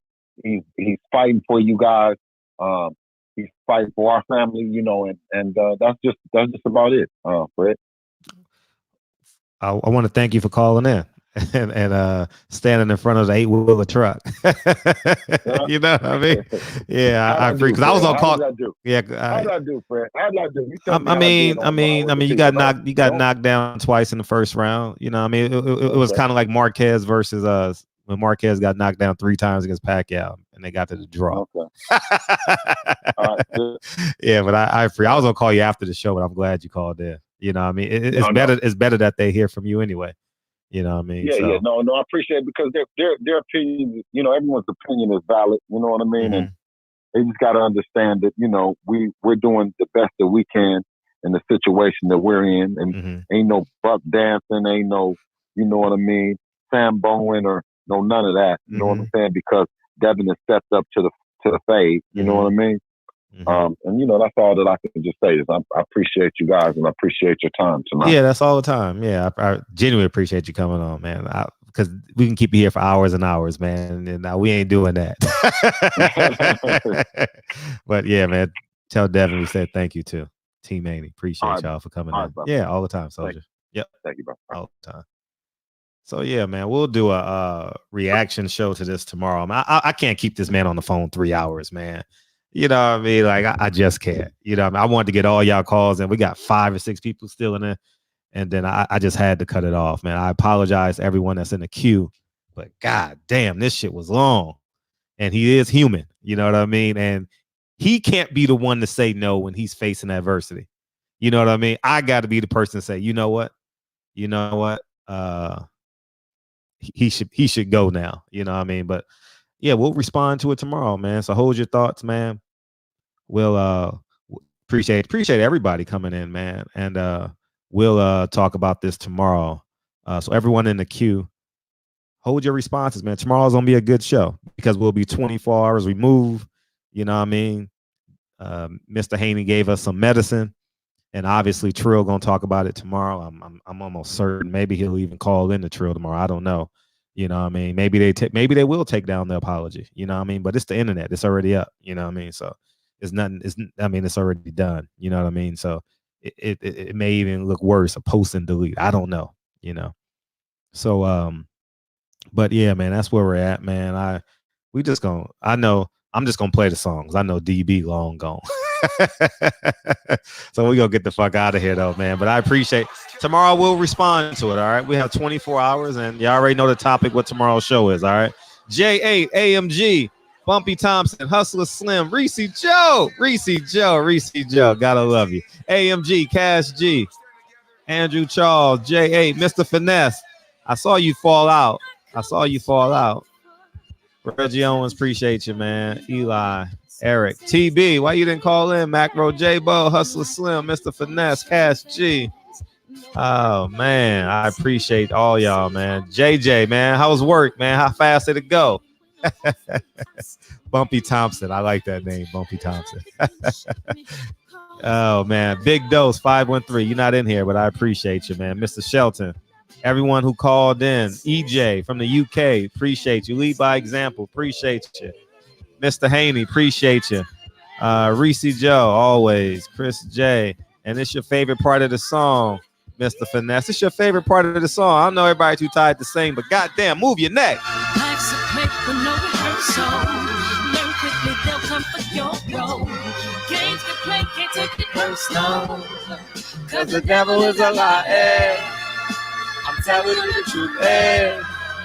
It's all in what you do, hey. Some things you gotta do, hey, hey, hey, hey. And your fist like chameleons. See the best in minutes. And much expected, much is given. When to make the living, now I'm giving back to shooting. Never let the power come first before your happiness. Yes, you can be the best if you go the distance. Mix a little sweat with your persistence. You know that the best things are never instant. Just shine up, let them see your brilliance. Get up, all over the word now. It's the moment of truth. Ooh, People Hernandez, what it do, man? Oh, West Virginia still in here, man. B-Mal, baby, I appreciate you throughout the show, man. Raekwon, appreciate you early in the show. Appreciate everybody. DOG 215, what up, man? Yo, it's my personal statement. Sir Ken, I appreciate you. Mr. Finesse, thanks, y'all. Determined to be the greatest, yeah. Bobbing and weaving, they changing up like the seasons, indigenous to the grind. So I do it for all my people. So tomorrow, Reese, we will respond to this show. We'll have 24 hours, and I just want to say thank y'all for fucking. This was a fucking 4 hour and 30-minute show, y'all. 4 hour and 30-minute show. Wow, we did it. We did the damn thing. You know what I mean? And I appreciate y'all, man. And stand strong. Yeah, I know it flew by, didn't it? And guess what? Your favorite part of the song is coming up, JJ. Your favorite part, yo. Favorite part.